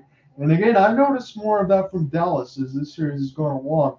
Any of these pucks and situations, they've been there. Again, no, we're good on that side. Probably just lost myself on the Twitter space. Sometimes you get stuck on mute, but I do have a live call on the recorder side, so we didn't lose that. As this is flipped back in. Another icing against Dallas. 10:18 left to go in the second. Sometimes we get some user error, but I do have the live recorder good to go on my side for the uploading. So we should be good on that end. 2-2 is the tie. 10:18 left to go in the second. We are about halfway through regulation. Dallas has scored a minute 40 after the first goal and 2:09 after the second goal. As this is picked in off the forehand now for Eichel. Sent back around for Pietrangelo, just keeping it across the blue line. And now with Martinez. Now for Pietrangelo. Back to Pietrangelo off the backhand. Centered, good save by Oettinger with the left goal ship. As this is sent back around, again with the shaft of the stick, Hakanpää will flip it around. Eichel trying to make a back pass. And this will go to the Vegas D. Marchessault in the high slot.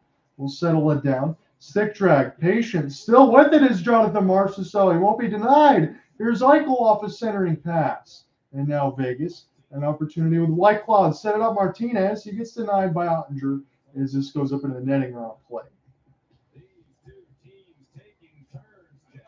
We're going to take another commercial break. We're halfway through regulation now. It's tied at 2-2 as we're getting live looks at Caesars Palace and the Waterfalls and some of the other stuff in Vegas. I was there at the Caesars Palace, and no, Caesar does not live there. That's unfortunate because you know, Caesar's Palace, you think, it'd be dope if I could throw down some cocktails from Caesar, right? They have the shirts there, and I almost bought one. I will say that. I should have bought one. But the shirt is not like if you actually get get drunk with Caesar. Not with Caesar or Zach Galifianakis, I mean, that's a no. story you can tell and for the rest of your life, right?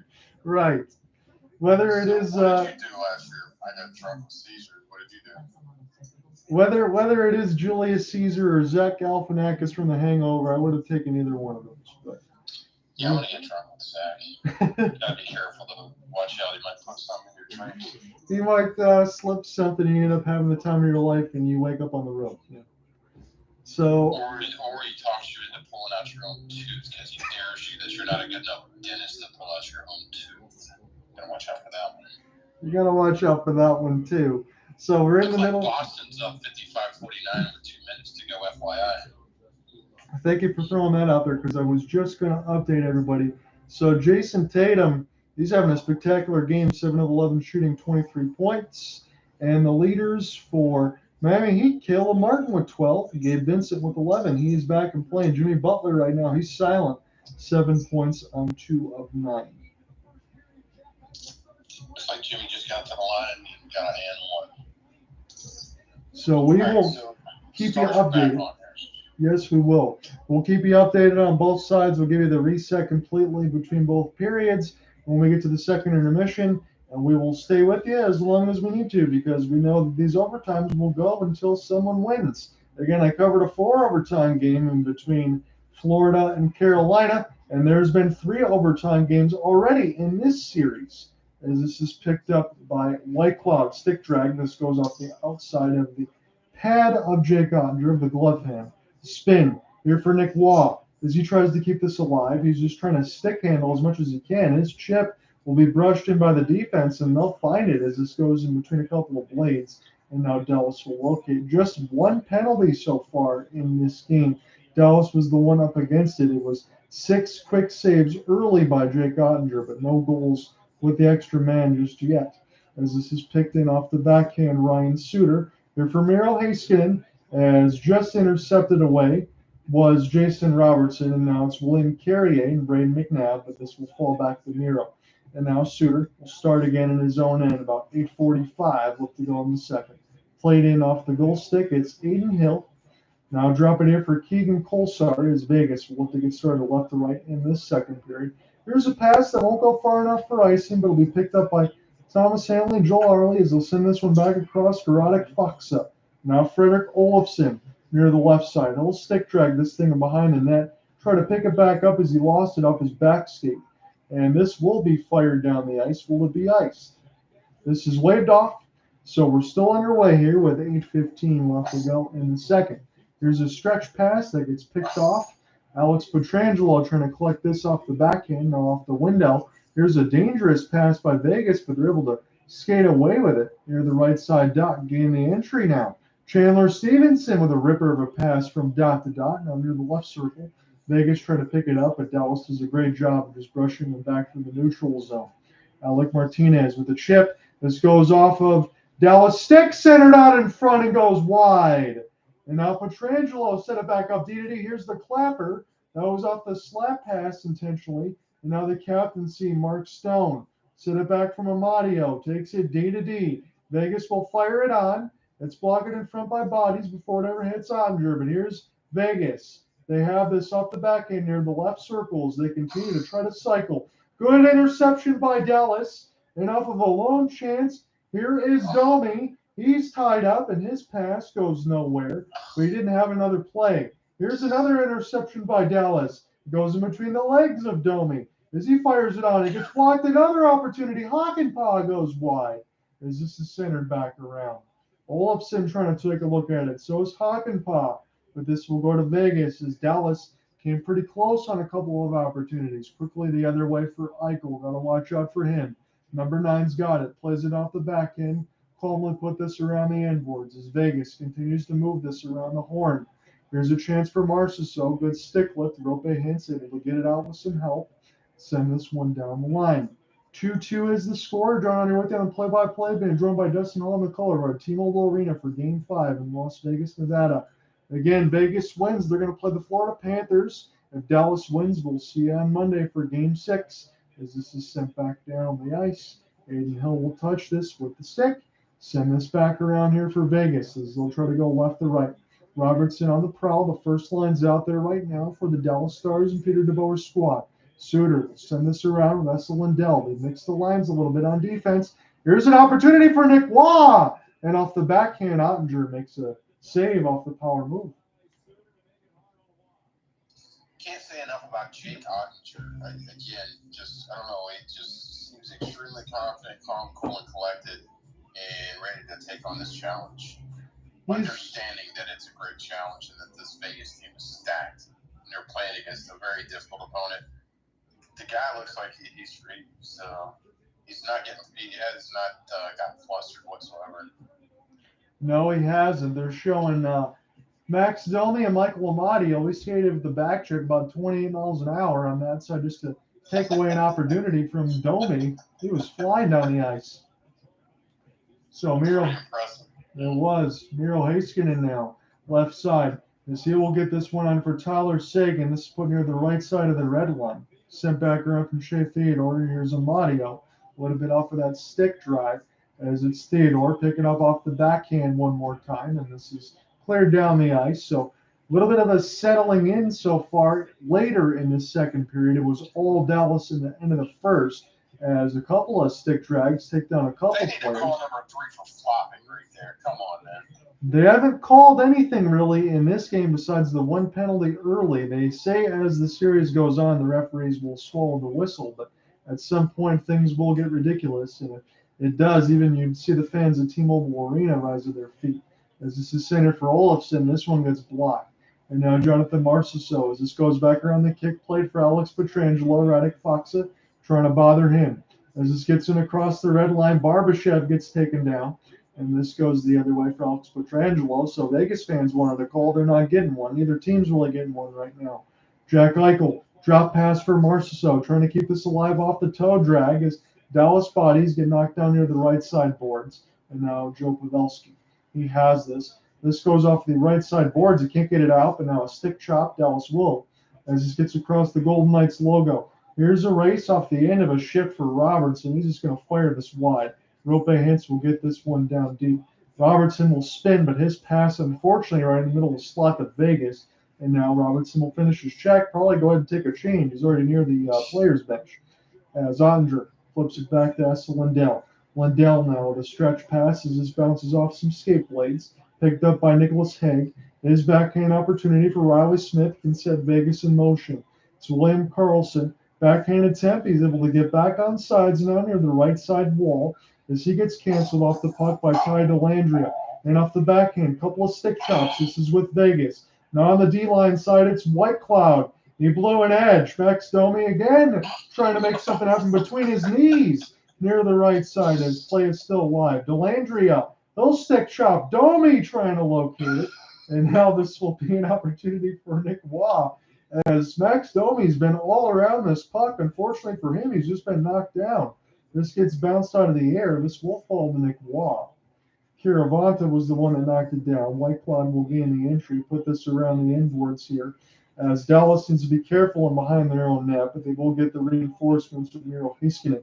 Now Joe Kiravanta will be able to flip this one in. And for about 70 feet, Vegas will find it from their own end and recollect with Chandler Stephenson. Nicely captured in between the legs of their own end as Vegas will fire this one down. This bounces off some Dallas skaters as we get some end-to-end unbroken action. Miro Heiskanen will recollect now with Mason Marchment. Marchment, spin, hold in the middle of the slot. Heiskanen off his stick blade trying to make something happen off the backhand all in one motion. And now it is Stephenson. Here's Stone trying to find Stephenson again, but they turn it over. Miro Heiskanen with the long flip. This does touch a Dallas stick. Pavelski tried to center it out in front, and this one is met by Vegas. Pavelski not giving up the stick chop, but this will fall to the Golden Knights. There's a long pass. Good interception there by Harley as he just brushes it in across the red line of Vegas. Fire it in. Jake Oettinger will settle it down. 2:15 thereabouts left to go in the second period. John Under with you alongside Dustin Wallace. Game 5. Harley has got it now from Hanley.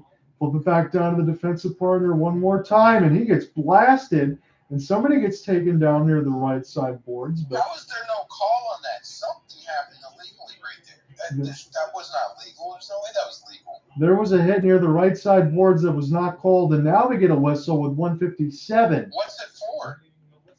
The whistle, I'm wondering what it's for because ESPN hasn't even talked about it, but we're going to go to break nonetheless.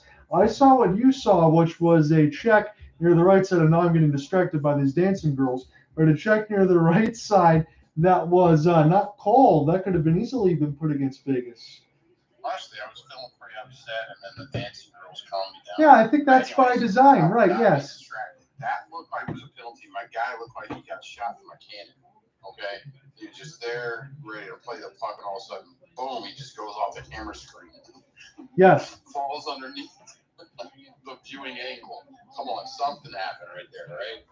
Listen, I'm just going to say this, like, it's not like the Stars are a soft team or anything, but they're not as big athletically as the Golden Knights. So back to what you said a moment ago, where right. Late in playoff games or late in the series where the refs swallow the whistle, you know, I think that's unprofessional, to be perfectly honest with you.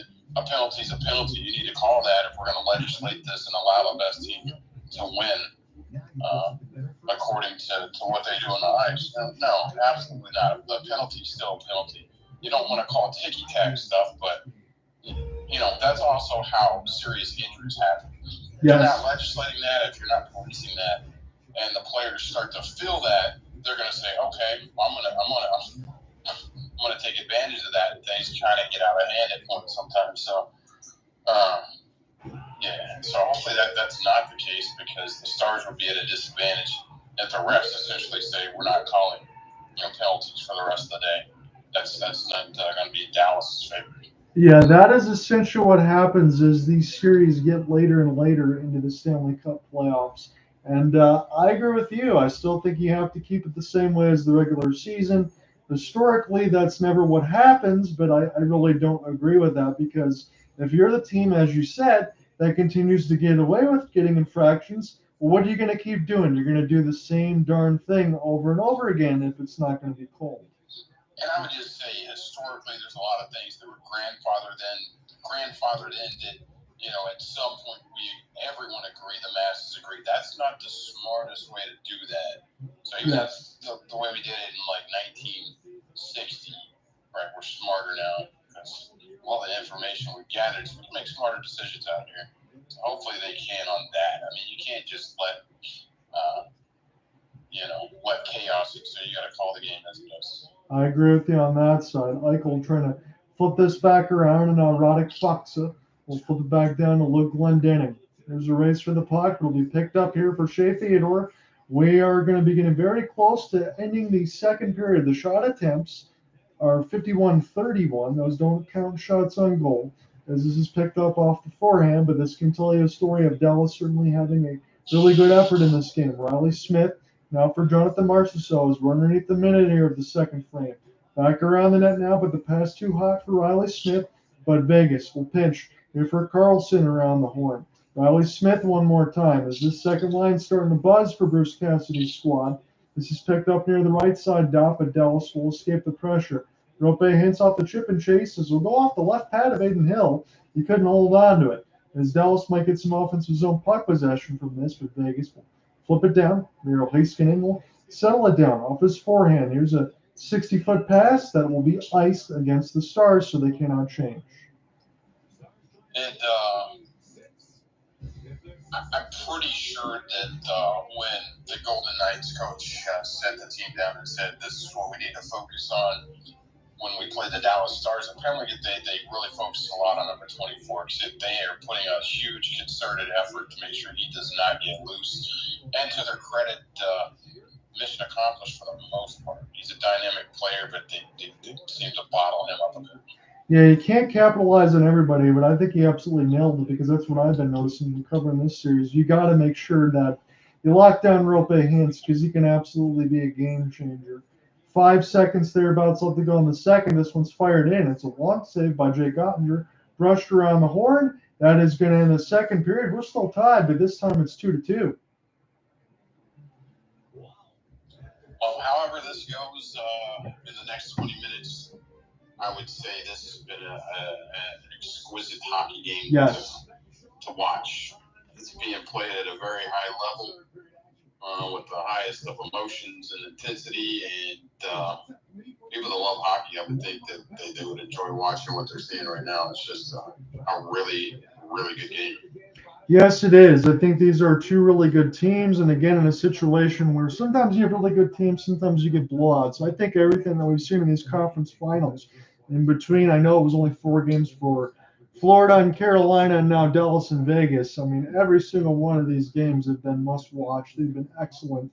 Again, they showed at just one penalty call tonight, 50 seconds to go in the game. I'm wondering who's going to get that next one because if Dallas does, they can do the same thing they did in overtime in Game 4. I have a quick question for you. Go ahead. Did PK Subban ever win any MVPs or anything? He did not. He had a couple really good. The way he talks, you would think he's the greatest hockey player in the history of planet Earth. Good night. He's got all the answers, doesn't he?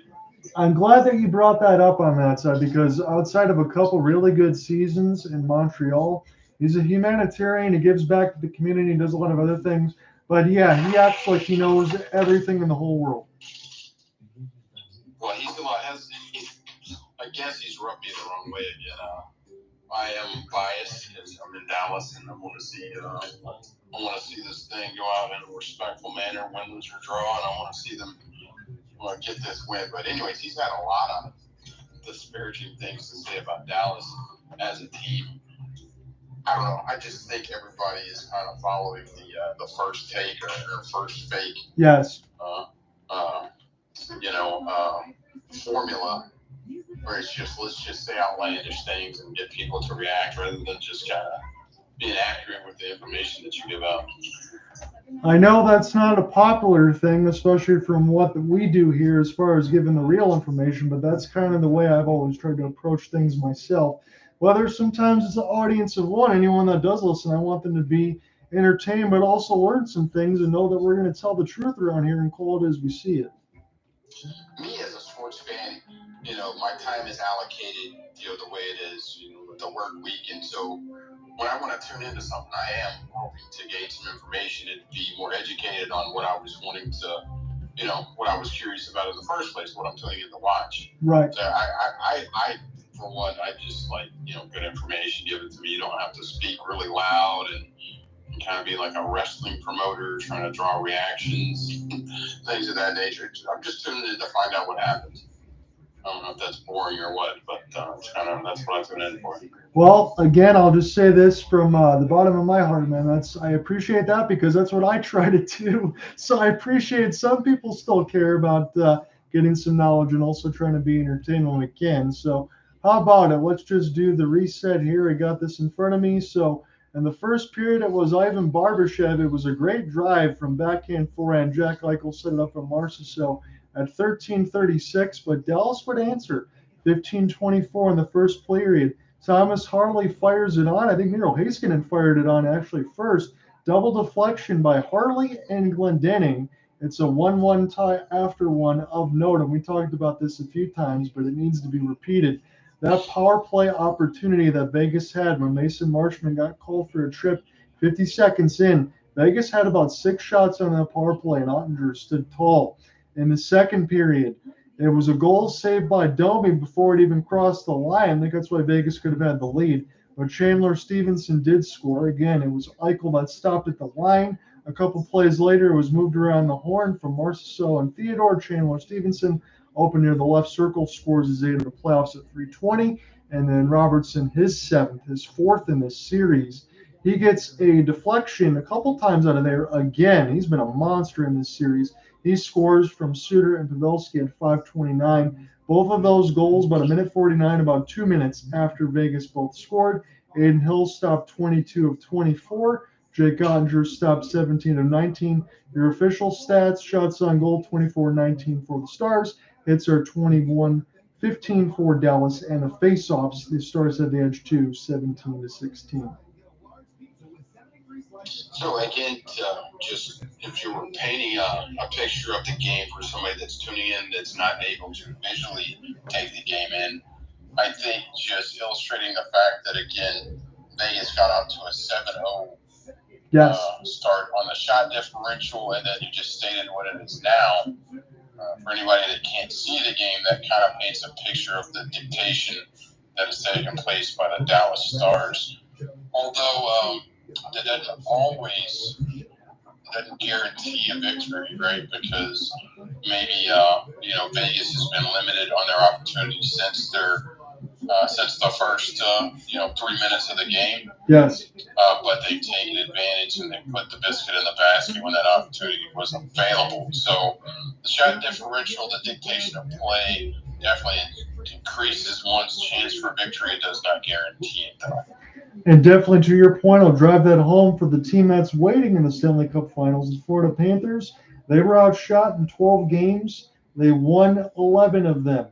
So yeah, you want to dictate play, but you also want to be able to finish when you get an opportunity. Is that correct? Yes, 11 out of 12. They've been outshot 11 out of 12 games in their wins. Outshot by decisive advantage, or is it like we're close? Sometimes it's been by 15 or more.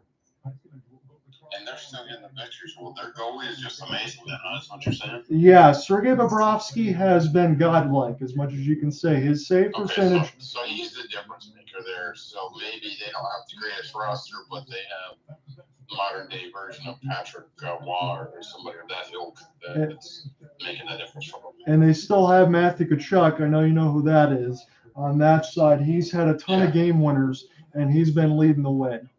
And that's a great stat. But I think anybody, even novice hockey fans, would be able to look at the roster and look at what just people that follow the sports say, and they would say Dallas has a decisive talent advantage at the goaltender position. So you would think, and that's why I keep harping on this, because unless this guy is a diamond in the rough, this Aiden, has he been around the league for a while? Aiden Hill's kind of bounced around for Vegas. He started with the San Jose Sharks as a backup. He's bounced around How long quite has a he bit. been in the league? I could tell you. I'll look it up. I think it's been about 7-8 seasons, I believe. 7-8 seasons. So anyways, he's not a 1 or 2 year guy where maybe we have a superstar that's about the So he has a resume that is out there that basically has him listed as a very average goaltender. So if that is the case, then that's why in this series, if Dallas continues to dictate the puck possession, shots on target, then I think that's going to go well for them. They're not playing a superstar goalie. Not only on that, here's my prediction. If they get this game, I really think the floodgates could open and they could get this guy for 5 goals next game and 7 in game 7. Like something ridiculous. Like the floodgates could open at some point. Cinderella's got to put her shoes on, right, at some point in time. Yeah. No, there's certainly something to be said about that. I'm looking at the numbers. In his 6 seasons, he's more of an average of a 2.6 goals against or more. And when he's playing with Vegas and this defensive crew, he's kind of put that down to a 230, 220. Again, that speaks to the narrative that everyone talks about, that Vegas's defense does the job more so than the goalie back there. Although he's been good in this series, he could be touched up a little bit. So, back to what you just said there, the Vegas defense is top notch. Everybody agrees with that. And typically they make it so kind of such a stress-free game for the goalie that an average goalie can get the job done for them, essentially. Well, if the Stars keep doing this, that means they're not. That means the Stars are dictating the play and they're outplaying the Vegas defense, right? Right. So if that does continue to happen, and if he is an average goalie, the cream rises to the top at some point, you would think. Yeah, from the numbers and everything else we looked at and from what we just talked about, I would agree with you. I'm seeing that Dallas continuing the pace of play. Again, from my very beginning of this, I took Dallas in 7. Again, it didn't really start out that way, but it also didn't really start out that way for the Boston Celtics. I think they are just starting the 3rd quarter. They are up 59-55. Jason Tatum does have 25, 7-13, but he's 11 of 11 from the line. 11 of 11 from the line. That's nice. I look forward to the day that my guy Luka Doncic is 11-11 from the line on a regular basis.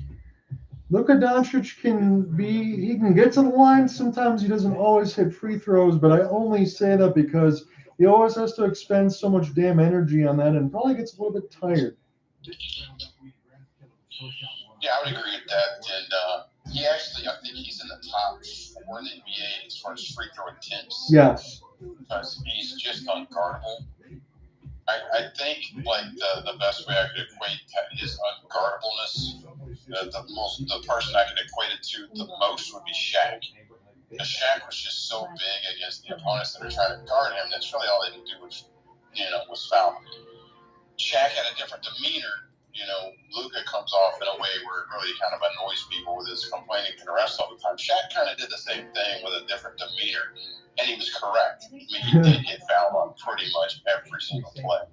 I think Luka's in that same situation where his 6'7", 230 frame, playing point guard, and the people he comes up against, a lot of his complaints are probably legit.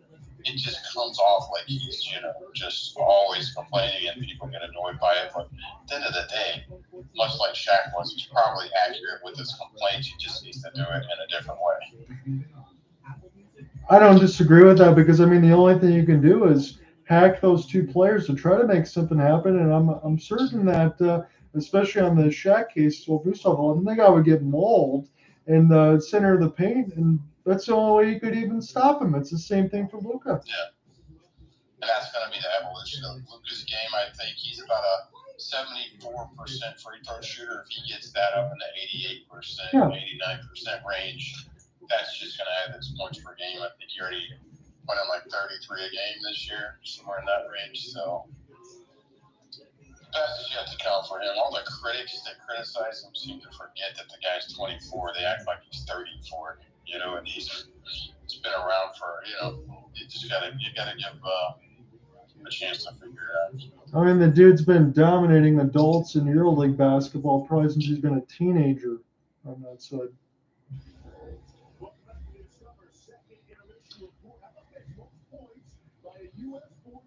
most points by a U.S.-born skater. They're comparing Jake Gutsell to Jake Eichel on the ABC report. And Getzel was able to play with Sidney Crosby and Malkin for the Pens for a long time. And Jack Eichel, he's had some good numbers in Buffalo, but we know about the Buffalo Sabres. They've been in a rebuild pretty much from eternity since like the 90s.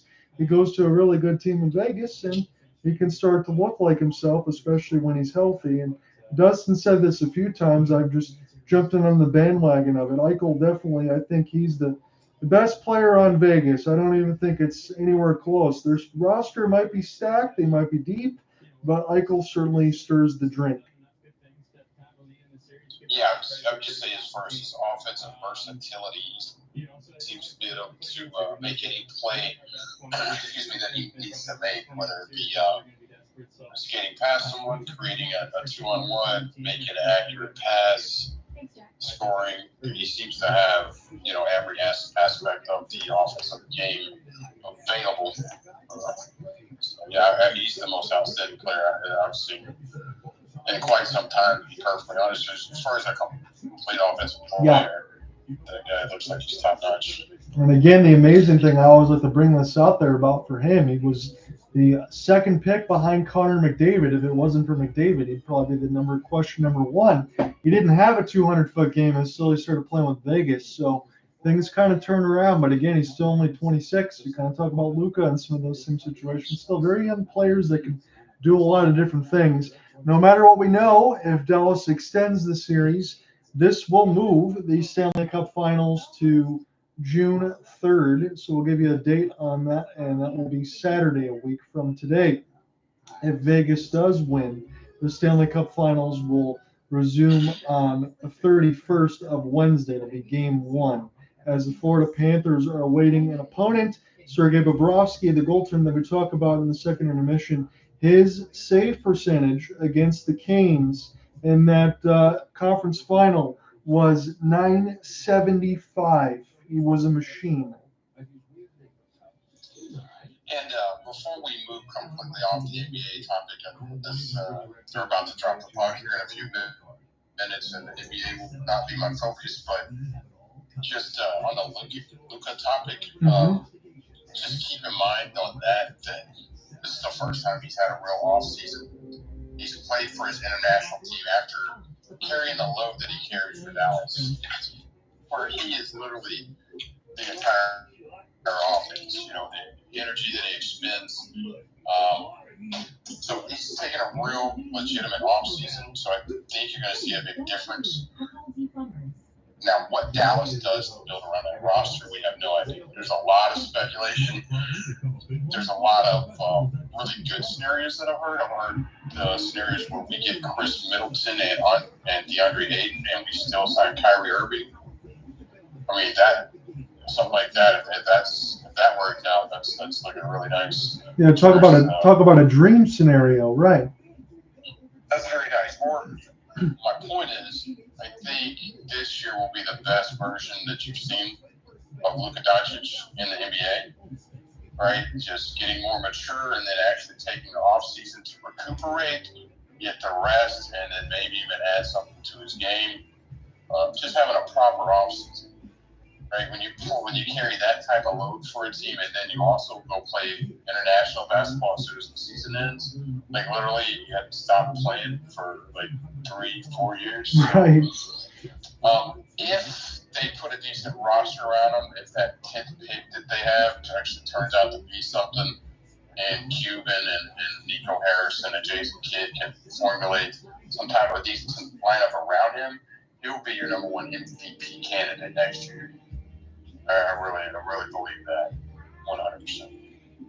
Yeah, and they're going to need it. I mean, on that side, no matter what pieces you do add, and again, that would be nice for the Chris Middleton Ayton side of it. But yeah, I mean, Luka Doncic has got to be that guy. The only other thing, with the offseason, as you said, is conditioning for Doncic. You get that up, you get some of the free throws up. I don't think you really kind of worry about any other parts of the game because he can do everything else. And Dallas, they want to get back to the conference finals again.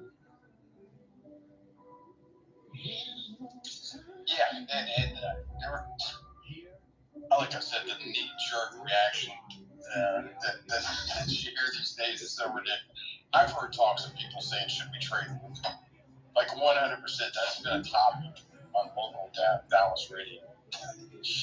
That's like just the most ridiculous thing I've ever heard, man. The guy's a generational talent. It's like, if the Lakers had a bad season, do you want to trade Kobe? Absolutely not. Right. If you can improve around Kobe, you go from there.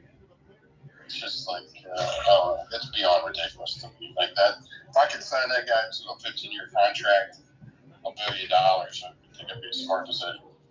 I know ESPN is harping on this as we get back into our hockey coverage here shortly. 20 block shots to 5 for Vegas. They like to do a lot of that stuff, but Dallas still got a lot of those to the net right now. I feel like toward the back end of the first, the back end of the second period, Dallas has had the pace of play here. Vegas is still right there. Aiden Hill's been spectacular on this side. For even as much praise that we've thrown on Jake Oettinger, Aiden Hill still has the better numbers right now, 22 out of 24. And that is going to have to continue for Jake to be able to keep his team and his Dallas Stars moving here into the direction of Game 6. The live money line is Dallas plus 100. As play kicks off here, I would say Dallas has dictated the play. They're the better team since the power play, not to beat a dead horse again, but they've been the better team. It is what it is. So if they carry that through, they should come out on the victory side of things. But Vegas has shown they don't need many opportunities to put one in the net either. So we'll see what happens. So Pavelski now from Nick Waugh, as this will go back down here, be a race for the puck, is will get canceled away. They're showing Pavelski with an assist and 2 shots, about 12 minutes of ice time.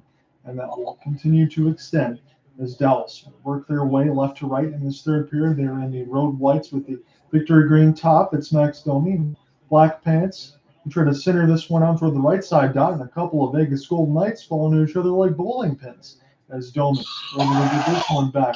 This will be flipped in now and across the left side of the red line, tied to Landria. We'll take a look at it. Played it between his legs. Oh, what a stop by Hill! He lost his goal stick. As this is sent back around the other way. You want to talk about a robbery? There's another one for Hill. Flip the other way. Oh, slot, good save by Untitled. As we get end-to-end action. What a glorious stop by Aiden Hill, though. He lost his goal stick. He was flopping around like a fish, and he saved it with the glove hand. As Dallas will try to do it again. And they flip back into the bench now. But again, if you're Dallas, all you can do is continue to get those chances. And across the wall, that'll be an opportunity for Vegas to recollect right to left in the mustard gold in between the black pants and the red and white striping on the pant legs. As this is sent in now, it's third period with 18:09 left to go, and it's been iced. Well, it's tied to Landry. It's Joel Kiravanta and Aiden Hill. I'm missing something on Mr. Hill here because that was an all-star goalie save right there. Good night. I mean, that was all put in the basket. Jeez. He did it against Hintz in the first. He did it against Kiravanta in the third. He's been excellent. Maybe time to hire Jeff Galooly to do like a Tanya Harding type act on this goalie and get this done. Well, Vegas has used 5 different goalies to be able to get to where they are right now. And he's been really good right now, Aiden Hill. That's all you can say. That's why Vegas is where they are in the series. No doubt, centered out, and nobody's home for Vegas. That was a bullet dodge. Rope hits. He's flying down the right wing side. Good save by Hill. This bounces on front and off the crossbar as this is picked up now. That's what we want to see from him right there. Here's a stick chop, and Pavelski can't get to it. And now Jonathan Marchessault in his own end will spin as this bounces in off of a floating puck. And off the backhand now as it's recollected. And behind the net, Vegas, they lose it momentarily. Here's a couple of stick chops. Still trying to work in behind the cage now as this is fluttered up in the air. And this goes on top of the boards, but this is still in play. There's more chops added right now near the right side line. Emerging is one of the Dallas Stars trying to spin and turn. Glendening. Another chance. This one is blocked by Martinez and on a play. Good work there by Alec Martinez. Dallas Stars are coming. They're bringing it. Win, lose, or draw, man. They're gonna feel proud of what they're doing here.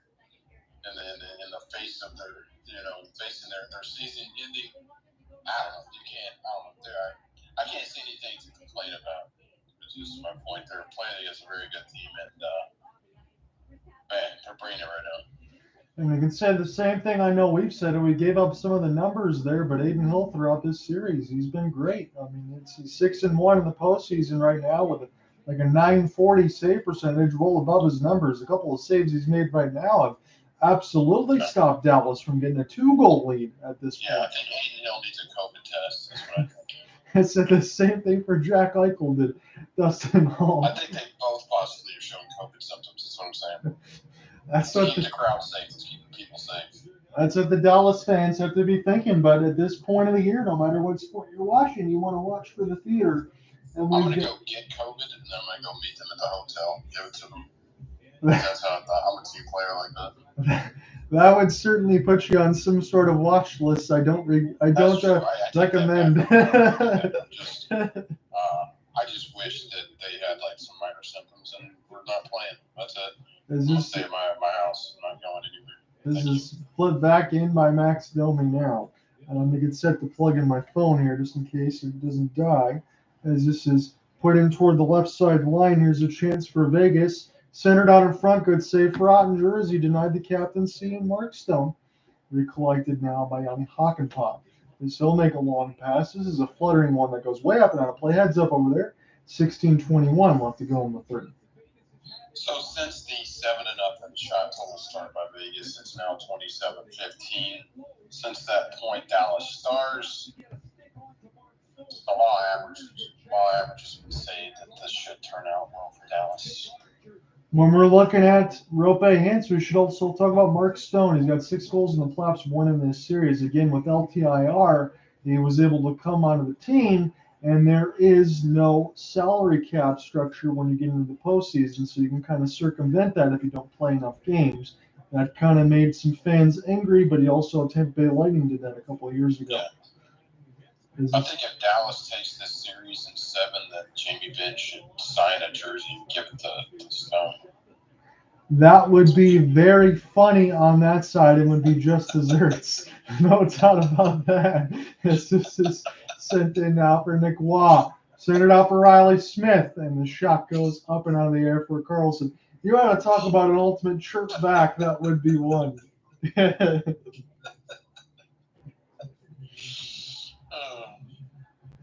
I don't know how I was able to stay professional through that. I will give myself a victory stick tap because I really wanted to laugh more than I did because that was excellent by you. So here's a critical draw, and Brett Howden can't win it for Vegas as this goes down to the left side red line. He will get a slap shot opportunity, and Oettinger closes the 5-hole. Makes the save. Well, this is just great quality hockey. This is just amazing to watch, to be honest. So I'm glad to be here doing this with you, and hopefully there's another game to play. I hope so too. At this point, again, I'd like to see this series be extended to Florida. Would as well. They're getting some long rest. Again, oh my God, massive humanity things are going down right now. Teddy Bluger gets knocked down. Luke Glendening, Yanni Hakanpää gets a hit on Brett Howden. And now, a couple of stick chops there. We'll see who emerges with Michael Amadio, Keegan Kolesar trying to get to it. And now Vegas in the mustard gold has it in their own end. Right to left, doing some work off the backhand. And now Bluger off a couple of stick plays. It's turned over. Dallas, it's 1-on-3. But they will have possession near the right side off the backspin. Freddie Olofsson. Now for Tyler Seguin. Seguin, here's a hot pass. Will work near the left side blue line. Worked in around the net. Aiden Hill trying to look toward the left side of the post as Dallas is still with this thing and now just over skating it. But going back to it is Olofsson centered it out in front. Shot right there. He just seemed to skate right by the puck. Yes, he did. Sometimes you just get unlucky there on the ice surface. As here's Eichel off the power move to the backhand. He'll spin to his forehand. He's double teamed. It took 2 Stars to dispossess him of the puck, but the puck's not out. Martinez into the line, and Oettinger made a great save. All right, again, I know we've compared this to a high-level boxing match. It does seem like the heavyweight that's holding the belt right now, which would be Vegas, is now kind of imposing their will once again as you see that shot total creasing back to even. Yeah. We've seen back and forth in this type of game in the boxing match, I think is a good analogy on that end, because when Dallas was up against it right now in the final count and the 3 knockdowns, they've gotten back up. They're trying to do so 2 more times here, as this is picked up here for Glendening off the backhand. And now he will get to it one more time. And across the red line off the delayed offsides, Dallas will check back up as Mavrik Bourque will chip it, try to stick lift, and this will be an opportunity for Ivan Barbashev, former St. Louis Blue. Here's a drop pass to the right side dot, centered off a diving Dallas body. That was Harley that knocks it away. And now Pietrangelo will fire it into the catching glove of Jake. He'll just hold on to this thing.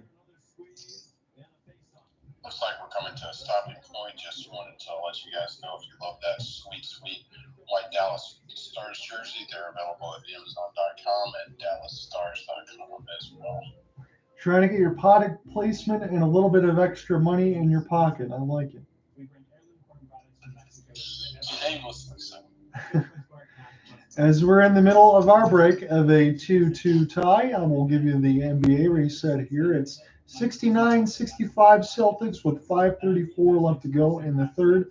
Tatum still 11 of 11 from the line, but he is 0 of 6 from deep. He's got 25 points, however. And for the Miami Heat, Caleb Martin still leads scorers. He's got 18 points and 10 rebounds. Pretty good for the guard/small forward. Can you tell me again what Butler's stat line is right now? Jimmy Butler is very quiet. He's struggling. He's 2 for 13 with 9 points. Okay. Because he's been that dude throughout the playoffs, but at some point, it just goes to prove everybody needs help, right? Yes. Butler's carried that team like nobody's business, but at some point, for them to get to the next level, somebody else may have to step up with some type of heroic performance. I would equate it to, and I know we're going in between sports, is if the Dallas Stars get to Game 7, or if Boston forces a Game 7. They're in a Game 6. We're in a Game 5 in our hockey coverage. But my point is, if Boston gets to Game 7 and Dallas gets to Game 7, I think both those teams win. Miami would have squandered a 3-0, and a 3-0 has never been squandered in the NBA history in the playoffs. Yeah, and I'll say it again. I think for any Dallas Stars fans that are watching this game, this is the most important time of the series right now, because I really think this is how it's going to play out. If they get this win, and somehow they get the first goal in Game 6, the roof's going to come off that place. And I think they run away with Game 6. I really do. And then Game 7, I don't think people would bet against Dallas in that scenario with the momentum going their way. But it's right now. There's 13 minutes to go, and all that means nada. That's all hopeful dreams unless you do something right now. Absolutely. As Haig will spin this around, Nick Wall can't find it. Rope Hintz a little bit too far in front of it. As Karlsson will fire it in. Well, 13:35 left to go in this third, as it's played in off the backhand for Miro Heiskanen. And now Rope Hintz. Here's his sauce pass. This will go all the way down the ice. White Club will touch it, though, before there is an ice. 27-25 on the shot board. And as we talk about Vegas starting to edge a little bit closer, the third period's been pretty good for them over the history of this series, for as long or short as it's going to be, as this is picked up now for Max Domi. Mark Stone able to intercept this around. Amadio will spin. Turn in behind the net is trying to get around Harley. Again, no calls on this side, just one penalty in this game. It went against the Dallas Stars, where Oettinger made the first 6 saves of the game, and that was right up in the first minute 30. Near the right side of the blue line, Braden McNabb trying to locate it as he throws a hit. And this will be Harley. Back to Hanley. Working in behind the net now, trying to be patient as this is flipped down the ice. Dallas will locate it. As Domi's been all around it, he's able to stay through it. Now he stick tracks. Here's a drop pass. And have to be settled back down. Here's fired into the traffic. This one goes wide off the left side wall. Max Domi is certainly stuck with this puck, and he's taken a lot of punishment in this game. But incredible stick handling yes. by Domi. Yeah, he's been really good in this game, as this has been flipped in. This is not your grandfather's Domi. No. Ty Domi could never dream of doing any of this, as this is sent back Ty around. Domi was just like the pest that would kick you in the ankles and force you to fight, get some teeth knocked out. His son is more of an accomplished, actual skilled hockey player, I believe. I believe according to the coverage side, I thought we might get a penalty against the Vegas Golden Knights. Oh my goodness, no. What? Is this going to go against? They did not call anything. I don't see a call. Okay, they wanted one for Jack Eichel or the Mason Marchman getting tied up. I thought they were going to call something there. They did not. And this will pull this back. And as you said earlier, they should swallow those whistles this time of year. So, say, here you go. It depends on the side of the whistle that you're on. Correct. Yeah. This is played the You other. were right in your first assessments. No penalties. This is sent back around the end boards. Martinez gets his shot blocked. And now Dallas. Marchman trying to make a diving play. He was off the end of the shift here. Sagan! Jumbo! What a stop by Hill! Yet again, near the backhand side. And he certainly does need a COVID test. This is flipped in now for Miro Heiskanen. And now one more time. This was something that I did not expect to be a consequence in this series. And he's been very good so far. He's playing out of his realm right now. He's to come back or time for Cinderella to hit midnight. Come on. So why Johnson? They're showing him. I think he was the one that got denied a second time. This is played in off the backhand and wrapped back around. Again, I feel like I'll have to steal one of your line. Anyone that's doing well might need a COVID test. As this is flipped in here for William Karlsson, and he holds on. Does Jake Oettinger. Good night. What a pass by Sagan. Johnson put on a great move and just a good save. Oh man, this has been an excellent hockey game. Yes. It hasn't been good. Yes, it has, my friend. This is high quality theater here. I'm glad that we could do this. Again, you're wondering about as good as any of these games can be. Anyone that's missing out on this in between the Stanley Cup playoffs, and I feel bad because you're missing something spectacular. As this is set now for Luke Glendening. There's a long sauce pass. Freddie Olofsson couldn't locate it off the window. And now Shea Theodore quickly off to the races. Taken down was Theodore, but this will be with the Vegas Golden Knights as McNabb. He tried to do a flop right there. He was trying to flop. That's what he was doing. 10:35 left to go here in the third. As this bounce back around off the backhand. Stone. And now this will stay with Chandler Stephenson. He's got a goal in this game. Here comes the Rocket. And this goes behind the net. And now the moorings of the net, I believe, got knocked off, but the play is still underway. That's kind of surprising, as this is an opportunity now for Olofsson. He'll just wrap this around. They're going to have to put the net back together for Jake Oettinger as we get a stoppage.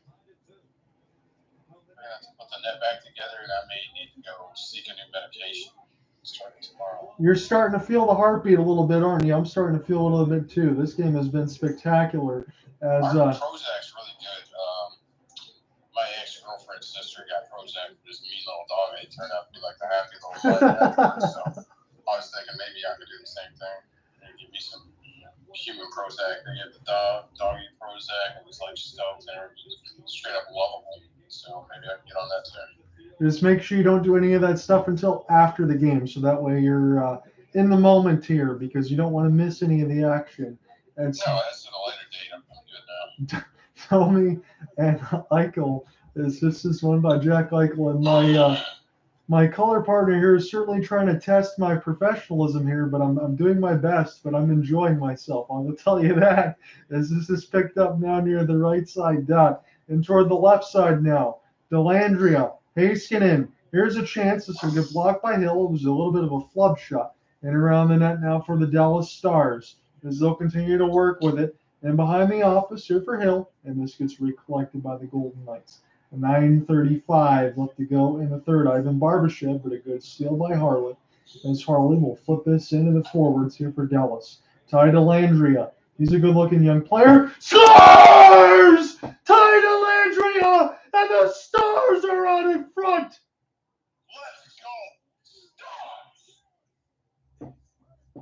Well, I'm glad I certainly gave him a call out. The 23-year-old gives the Dallas Stars a 3-2 lead. And if you're Vegas, I know there's tons of time left, but you can't continue to squander opportunities because Jamie Benn of Genny Dodonov might be on the way. That's a simple shot for all the saves that Aiden Hill has made.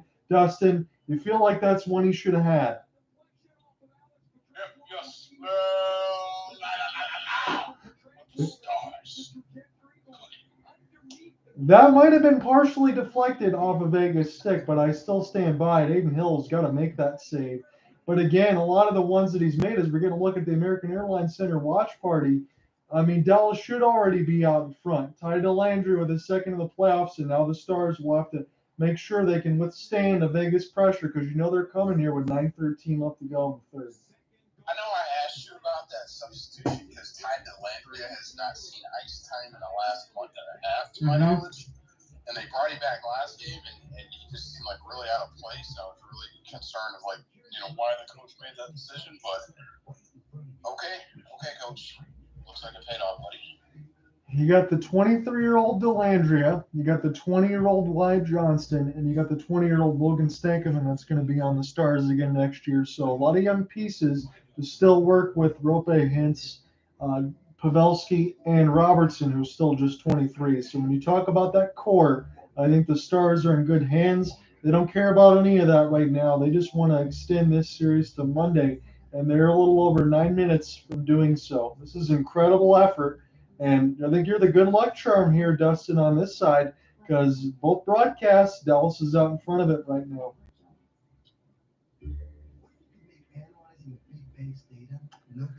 So we will give you the reset as far as another break. 78-68, 2:20 left to go in the third. Oh, we're getting the Pantera queued up on this side. So Absolutely. he's getting all For of anybody that does not know, this song, Walk by Pantera, was inspired by your favorite hockey team of all time, the Dallas Stars. If you don't believe me, look it up. Look up the 1999 parade, you'll see Dimebag Darrell, along with the rest of Pantera, rolling in front of Pete Carbonell, Brett Hull, Mike Madonna, Dan Eric Hatcher, and all your other favorite Dallas Stars. Eddie Belfour actually got wrongfully accused of some things he didn't do himself later that night. But this song actually came to fruition at a Dallas Stars locker room. That's where this came from. That's where it originated from. That's why they're the coolest epic hockey team of all time. And again, we will always love, again, for one of my favorite broadcast partners here on the side for video game enthusiasts for NHL 12 in our club for Pantera dropping the stuff to walk. That's pretty cool. That's what Ty Delandria is trying to do right now, is walk the Dallas Stars back to American Airlines Center here on Monday.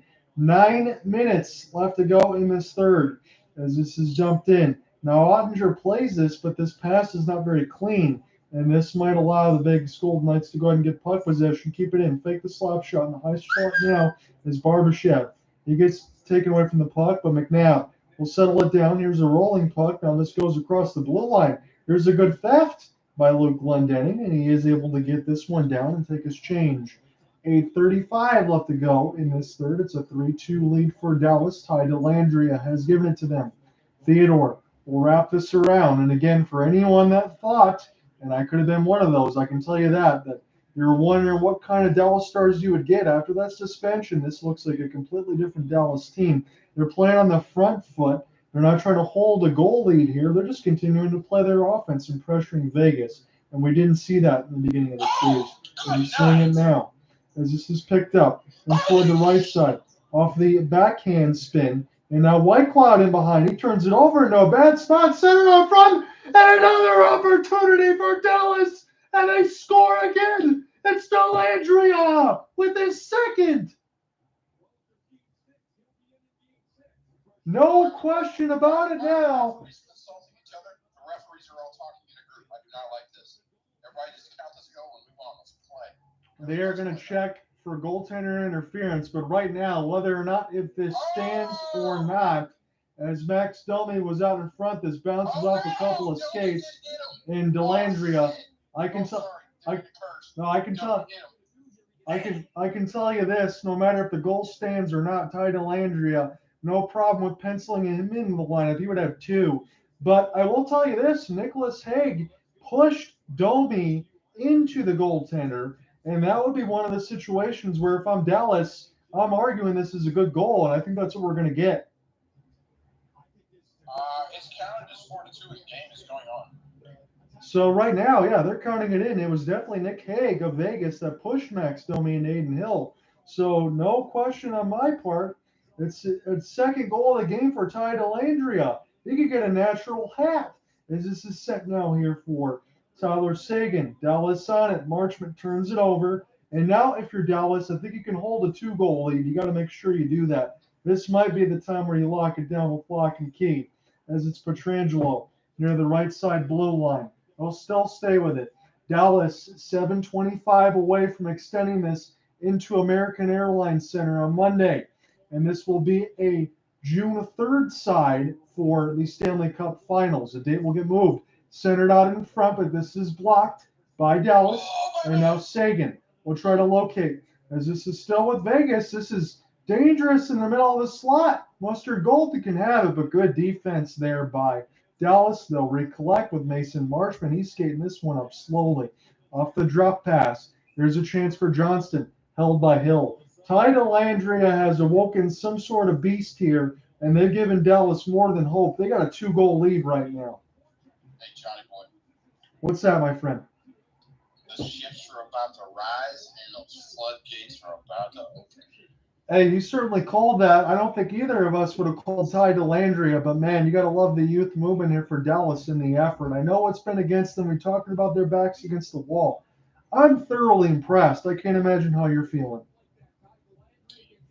This team is as good as they appear to be, right? So I think that's all you want for satisfaction is to feel like you were able to actually get into a fight and find out who's actually the best.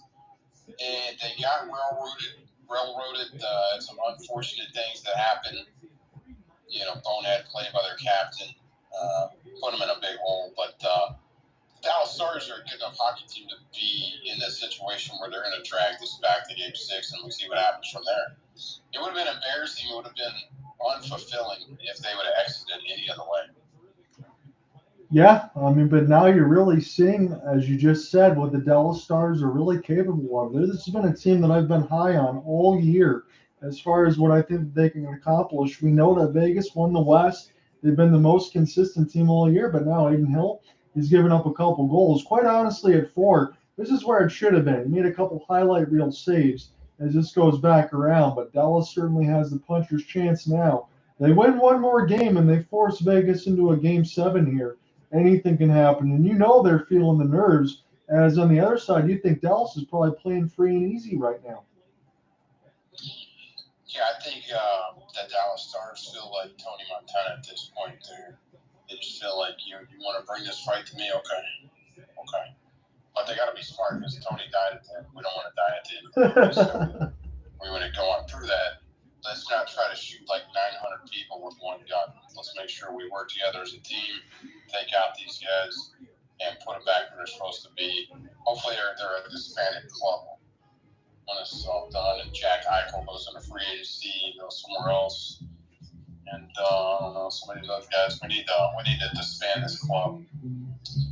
And it's just not right. Simply, there's no hockey historians that want to see the Vegas Knights advance to the finals. Nobody wants to see that.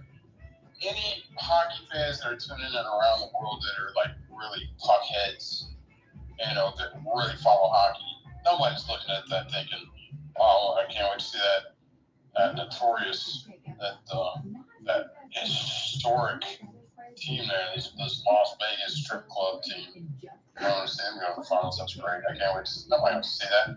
So I just think the Dallas Stars can serve a role right now, put them in place, expand that club, put them back to ground zero, get it out of here. We don't want to see that. They don't deserve it, right? They don't have a fan base that deserves that shit. Excuse me. There's got to be a catch. There's just no reason for it. People, you got to work for that stuff. So I just think it's not something that if there is hockey gods and superstitions and things that come into play like that, I'm pretty sure all those forces are against Vegas. Somebody wants to see them win. They don't deserve anything. Come on. Well, right now, again, as it stands, and I'm going to look at this 5:30 left to go in the third. Dallas with a couple of Ty Dellandrea goals in the third period. They put themselves in the driver's seat to go back to Dallas at American Airlines Center in Game 6, where they will get Jimmy Benn back. Dellandrea with his second and the third of the playoffs, and Kiravanta and Harley on the first, and Max Domi finally gets a primary assist. And good on Max Domi. He's been all around at this game. He's had some good stick handles. He's been roughed up big time, but he finally gets on the board. He's been one of the better stars. Glendening, Dellandrea, some of your bottom end guys have played some of their best game right now. It's good to see. And I feel really great for Oettinger. Like I said, I think he's been wrongfully pulled a couple of times. Like I think he's proved himself to be like, no, you shouldn't pull me. If they get a few goals, I've earned my spot. I should stay in there. You know what I mean? So for him to show that just that professional attitude, like, okay, I don't agree with it, but when I get called again, I'm ready. Right?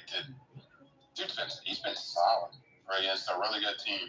He's, hopefully this works out well and he gets what he deserves. And Alec Martinez shot a puck at 100 miles an hour that just rang the post. As this is sending the other way now. Vegas up against it. Again, they still have a couple more closeout opportunities, but the noose will start to tighten here as Dallas can make this a 3-2 series, or at least move the Stanley Cup Finals till next Saturday. That's what we know right now, is because we're going to get to Game 6 unless something crazy happens with 4:40 left to go in the third. This is picked up now, bounced off a Vegas body, and it'll be Robertson. We'll try to flip this back around, and now this will be Dallas with the puck just for the moment as Wyatt Johnston lost it. So Peter DeVoe is mixing the first and second. They're giving it to everybody right now, trying to keep everything fresh because they know they have a Vegas push coming here with about 4:15 left to go in the third. Oettinger able to make the safe pass as Dallas can flip this in. Down with the glove hand now. Haig will settle it down for Riley Smith. Couple of stick drags. Karlsson lost it. Dallas able to intercept. We long flip this across the Golden Knights logo. 17-6 are the shots off the rush, so Dallas getting down. Even if it's one and done, they've had a couple of goals off of it as this is fired wide, and near the left side boards, picked up by Glendening, and he will shovel this one out across the red line as the time continues to dwindle against the Vegas Golden Knights. Karlsson will get this. Dallas will intercept across the emblem and flip it in as the zebra will duck and toward the right side of the red line. Sent back around now. Good back pass, but this is picked off. It seems like Dallas is all over this right now. Ty Dellandrea is in a space where he can get a natural hat trick. You don't see too many of those, especially in the playoffs. There's Jack Eichel. And off the backhand, trying to work his way near the right side dot. Aiden Hill's vacated the goal crease at 6-on-5. Pietrangelo has got it near the right side dot. A centering pass, Eichel. This one gets blocked by Miro Heiskanen. Falls back to Eichel now. About 3 minutes left to go in this third. The net's pulled. Aiden Hill's out for Vegas. Eichel, wrap this around now for Stone as this goes near the right side dot. Still kept in by Vegas, though. They're desperate to continue to move this puck around and keep it alive. Again, they're still okay in the series, but Dallas is certainly punching them right in the mouth in the last couple games. Marchessault and the high slot for Pietrangelo off the deflection. Eichel will pick it back up off the window near the right side dot. 2:35 left to go in the third. Vegas down by a pair. In the middle of the slot, it's Marchessault. Pietrangelo. He'll fire into the traffic. It gets blocked by Dallas and up and out of play. Again, couldn't be prouder of the attitude that the Dallas Stars came with there. Would have been easy to pack it in and set a couple of tee times to get ready for the off season. You could enjoy all the millions of dollars in your bank account, but they're not looking to exit this tournament anytime soon. You can tell by their effort, and it's a joy to watch. It's very nice. I think we're going to get a timeout call, and I'm going to get to your point in a second. We're going to get a timeout call by Bruce Cassidy and the Vegas squad, because I agree with you. Going into Game 4, you got the sweep face in your hands. You got no Benn. You got no Dodonov on that end. It'd be very easy to lie down. Now you're going into Game 6, and we're getting in the exact spot. I wouldn't say disappointed if Dallas doesn't finish it off, but I think I would be, honestly, if Dallas doesn't push this to Game 7, because I feel like they're right there, and this series now is anybody's for the taking. At the end of the day, here's what I'll say. Right now, by the performance you've seen tonight, I'm going to put money on Game 6 for the Dallas Stars to win. I think that's going to happen. I could be wrong, though. However, I think they're showing championship DNA with their young nucleus. Yeah. The way they've been resilient, the way they've responded, that's championship level play. High pressure stakes. Robertson came out of his little drought, really helped out last game, and it just as a team, they just look like they're championship ready. And we're back in action here. It's an all-important draw now. Vegas will win it. It's a 6-on-5. Aiden Hills vacated the goal crease. Vegas down a couple. 2:20 left to go in the third. Near the right side dot. Dallas just trying to get this out. It's bounced off a couple Vegas skate blades as they hold the blue line. Near the right side dot. Now behind the office of Oettinger. Vegas still with this thing. Now in the high slot. Vegas will move it around. Pietrangelo. Good shot block. Center out in front. And Stone gets denied by Jake Oettinger. Can't say enough about that young man. He has stepped up and he has big stones, I would say that. He is very calm. We talk about the poise of the 24-year-old Jake Oettinger. You can see it in his eyes, and tracked it the whole way through our broadcast, and I'm glad that you said it, Dustin, because Jake looks good. He looks like he's playing a casual back nine at his normal country club. He doesn't look like he's in a very high pressure area. He's like, yeah, I'm gonna stop this puck. It's no big deal, guys. I got this. And you know, it's funny because we talk about it across all sports, and we're going to play-by-play in a second, but sometimes it's something you can't measure until you go through it. And Jake Oettinger is certainly someone that keeps the poise when the pressure's at its highest, and those guys are hard to find. Right, people learn about themselves when they go through adversities. Then you learn and you realize, okay, I can deal with that, or sometimes you can't, but you learn when you go through it. So we go. Eichel now from Shea Theodore as Vegas will dump this in. Oettinger will play it. Heiskanen off the long flip. This is gloved down by Vegas. Pietrangelo gets turned over, and now Domi. It'd be nice if he got a goal as this goes off the outside of the cage. He's already got a primary assist. He's been really good in this game.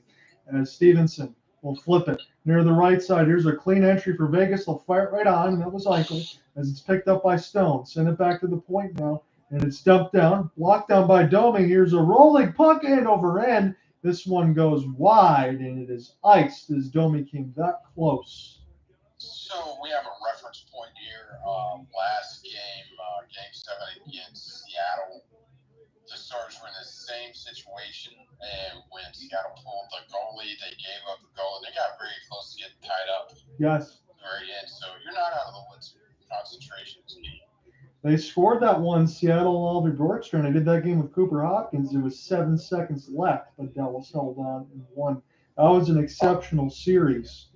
I really like Ty Domi. I just feel like he should kick anybody's booties. Yeah. On the ice. Yeah, Max Domi over Ty Domi, yes. No, I'm saying just this guy. Yes. I like what he brings. Okay, here we go. We got a $1.11. So Barbashev's got to take the draw, so it's a winger, not a centerman. This should be an advantage for Dallas, but Riley Smith gets it nonetheless. Vegas has it. Pietrangelo will fire it wide, and Heiskanen. And behind the office trying to pry it loose. Again, just one penalty in this game, a win against Dallas. Nothing else right now. We're under a minute left to go here. In the third period, Vegas is down a pair of goals, and Dallas looking to extend this series to Monday to a Game 6. They face back-to-back eliminations, and they've already got 2 checkmark boxes as this is flipped in. Now near the right side dot. Vegas still with it, just losing it near the right side, and a good diving play by Dallas just to get this across the blue line. Forces Vegas to have to touch back up as they can't get onside just yet. Valuable seconds ticking away, and this is sent down the ice. You can't understate the defensive efforts at this time in the game. Down to 20 seconds, Dallas can taste it. They can extend their season. Down to 15 almost, as this is flipped down the ice. Dallas continues to kill time. It's not iced. Vegas only has time for one more rush, as this is dumped in, and it's iced against Vegas. So Aiden Hill's got to go back into the goal crease, and for all intents and purposes, we're going to be going to Game 6 at American Airlines Center. This game is over. You're seeing a lot of smiling faces on that Dallas bench right now, and deservedly so. You prove something to yourself, and you have to go back home with a ton of confidence right now.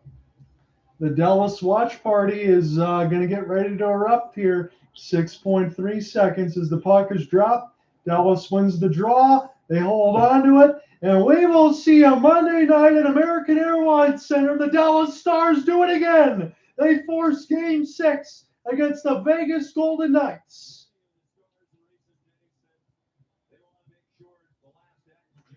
That was a lot of fun again. I know I said that at the end of our broadcast, Dustin, the last time, but 15 to force Game 6 after trailing a series 3-0. And now you get Jimmy Benn back at least, maybe even Evgeny Dadonov. You go back home, and this series all of a sudden has a different tenure to it, doesn't it? I'll be perfectly honest. I joined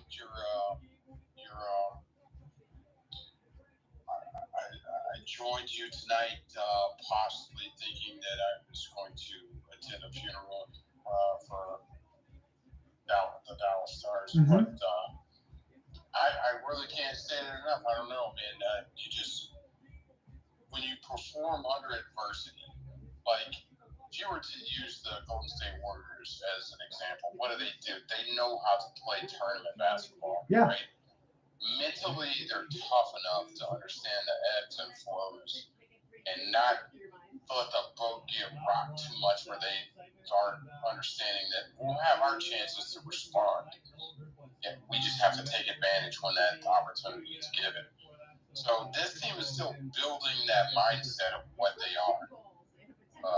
Ben and Sagan have been around for a long time. This club is so different than what it was 6 years ago with the youth movement. So this can't do anything but build confidence about, when they look, again, if they would have lost Game 4 and got swept, going back the next season, I'm sorry, it's hard to show up and put your clothes in the locker and switch into your hockey pads and look your teammate in the eye and say, we're going to do it this year. Because you didn't. Listen, if you get swept right there, that's a hard thing to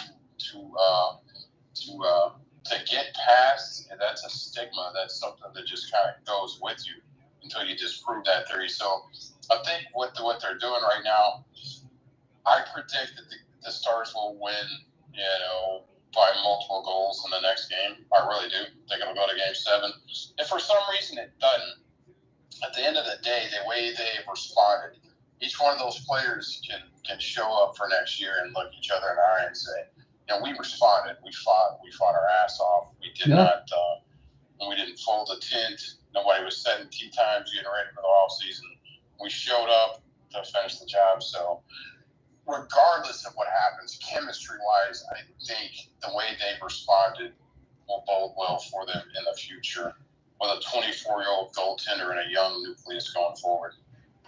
I'm going to jump on that. I'm going to put my money down, put my money where my mouth is. I think we're going to go to Game 7. I can't guarantee Dallas is going to win it. I took Dallas in 7 in this series. Obviously, I didn't think it was go down 3-0. I didn't think anyone expected any of that. But the way that they fought, I would be disappointed if Ben comes back and they don't bring the same type of effort. He knows what's on the doorstep there. I know he wants to redeem a little bit of that because he let his team down a little bit. His team's responded. Now it's his time to turn back the end of the bargain and force a Game 7 on Wednesday. That's where I'm going. I think we're going 7. Yeah, I agree with that. If anybody's ever seen the Mel Gibson movie Braveheart, I'm just imagining Jamie Benn putting his space paint on and mooning the opposition before he tells them he's about to slay them in the next one. I would just think, listen, you guys, when I took that dumb penalty, I thought that's done goes right there. I'll see you guys next year, most likely, and I'm gonna feel like a jackass for about 6 months. And now you lace them up, you're ready to go. Good night. I think that guy will be exhilarated and rested. By the way, he got an unplanned little vacation, right? So I would think he would come back ready to just say whatever he has in the tank. I think that'll be exhausted on the ice. When is the game? Monday night. So is that since that's Memorial Day? Is that a midday game, or is that right? We're going to have another 7:15 game your time.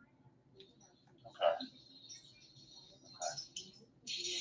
I'm looking forward to it. So I know probably we're not going to be able to cover that one, both of us, but I will be covering that myself. But depending on what happens between Boston and Miami, if Miami does win, you don't have to worry about a Game 7 side of it. But again, I won't be able to cover both. So I'm going to cover what the Stars and the Golden Knights have been sticking with it. So I'm not going to leave anybody out the pasture on that end. But before I close out the coverage side, I did flip over to the Celtics and the Heat. I just want to make the note. As Dallas extended this series, this is official note, now the Stanley Cup Finals will move to Saturday, June 3rd. So what I'm going to do on the Friday side is give you a little preview show on the 2nd, and then we will start our coverage on the 3rd. The only game I will miss, if there's a game that falls on it, is the 10th, because I have to go to my fiance's sister's wedding. So I will miss the 10th, but everything else will be available. So we will see you Monday for Game 6.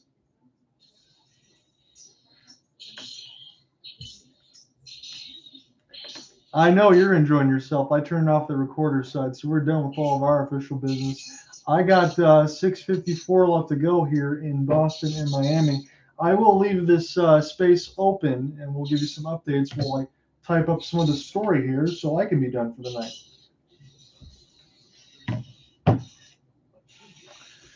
I'm very happy for Dustin on this side, not even because he's in the party. I'm just saying it in all honesty. I'm glad to see Dallas actually put this effort in. It's a big gut check, considering everything that was happening, as we talked about. It would have been easy to fold. They did not do so. That's very damn impressive. And we'll see what happens on Monday. For all the Vegas fans, I want you to grab the nearest stick closest to you. You could say whatever you want now. It's closed. Some bitch sideways. Grab your favorite cleaning tool. I want you to shine that son bitch up. Turn that son bitch sideways and stick it straight up your candy ass.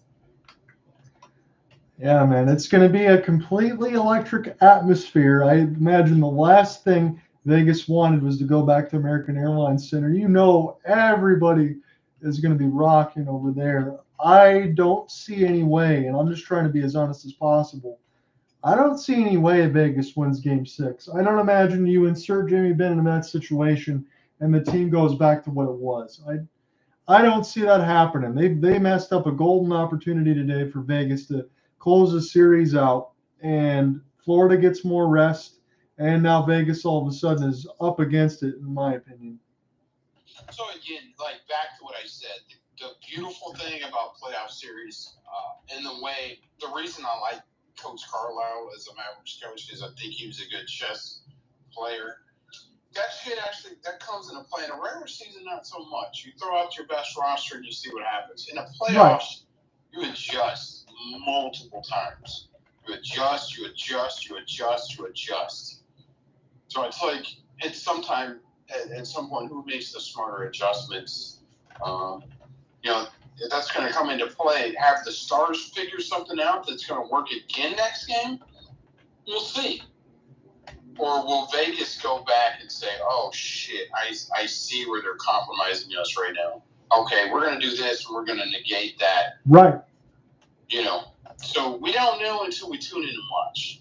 And that's what the suspense is all about. And as much as the Stars, I think, outplayed Vegas tonight, it wasn't by such a margin that you're just like, oh, my God, we're just killing these people. They don't have a shot. That's certainly not the case. Dallas outplayed them tonight. I think they were the better team, but not by a margin where you're just like, no big deal. We're just going to run. Sure. But, like I said, I think that's the key. Now, if Vegas scores like 2 goals to start the game, then everything I'm saying is well annoyed.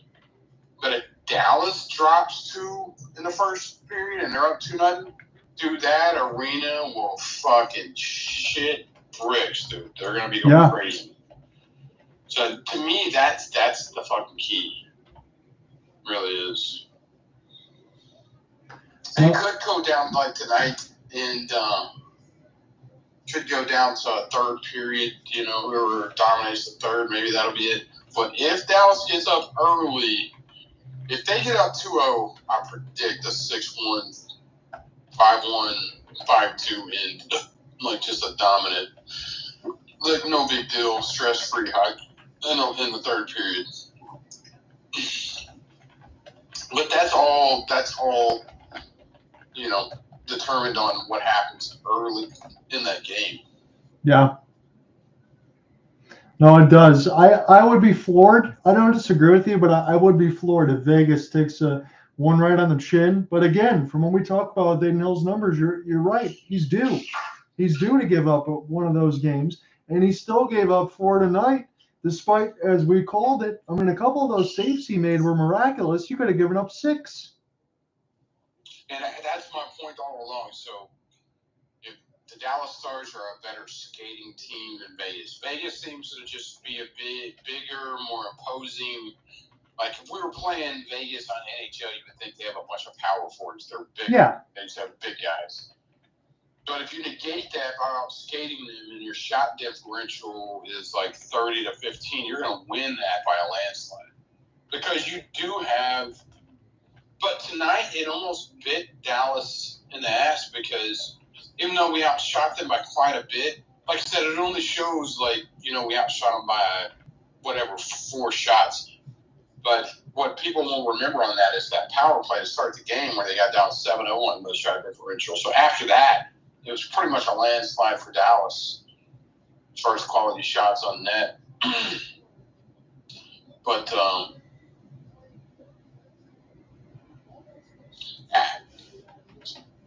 dude, it's going to be fun. And by the way, I'm off on Monday. I may be able to call that game for you. I wish it was earlier in the day, though.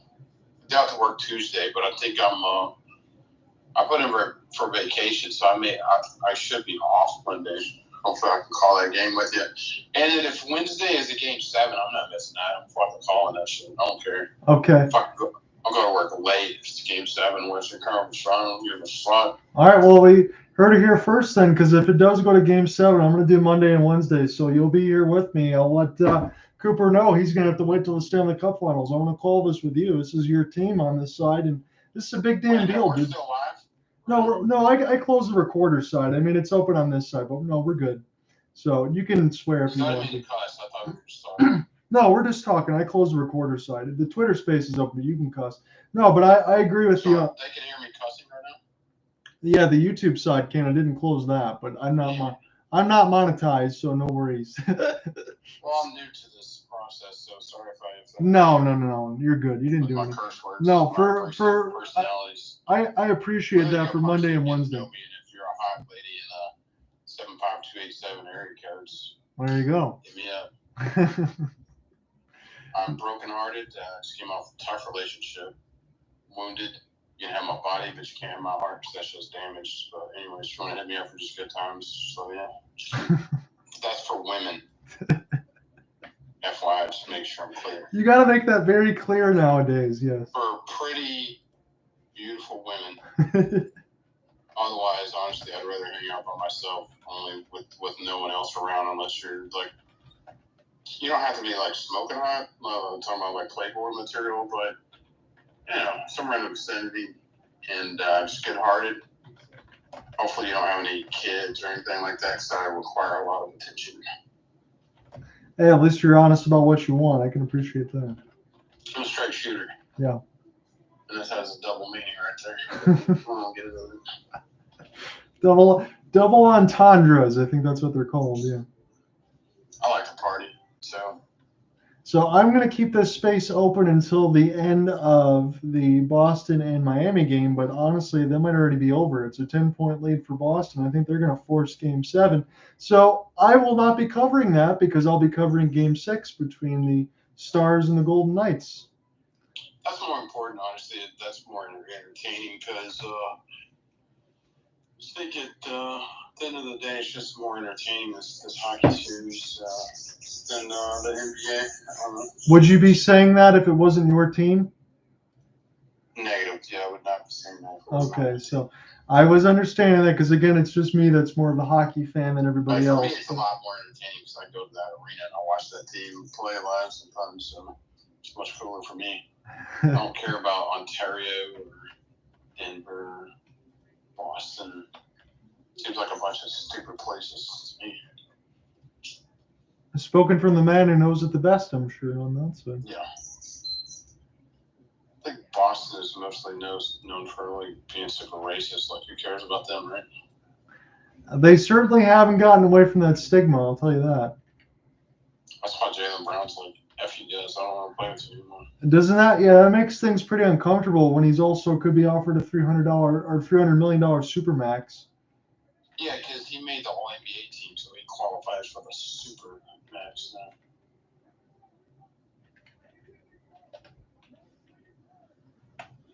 All right, well, I will see you on Monday then. It'll be, let me make sure again one more time. I'm going to double check before I do close out the space. Everything on the recorder is closed. But let me just load this one more time. So this is Monday at 8:15 Eastern, so 7:15 your time on ESPN again. We will do this on Monday night for Game 6. I'm going to type up the rest of the story here, and then I will get back online on the PS5 side. All right, sounds good, buddy. It's been a pleasure to do the game with you, and man, it feels good that it actually worked out. And the bad team did not win today, right? Because Vegas is bad. They're bad people. We don't want them to win. I'll tell you this in all honesty, because I know we said this I feel like Vegas is very similar to like a communist community, and they don't like. I figured, I just think everybody should root against them. It's very gamble friendly. I mean, they were just gifted a team from Gary Bettman. I don't think anyone's call it what it is. They're bad people, and as far as their fan base and their team, we could bargain them away. Like if war burst out, we're like they were like, hey, we won't want your sports team. Like Vegas is good. You can take them. We don't need them. 98-90 is the score on this side, but we will be going to Game 6 about 7:15 Eastern this time. So it'll be Dustin and I joining here with you on this side. We will see you then on Monday. As always, man, I appreciate it. No screw and run on that, and thank you. It was a lot of fun, and we'll see if Dallas can do this again, because I think we're both betting to do this again on Wednesday, in all honesty. Sounds good. All right, see ya. Have a good one.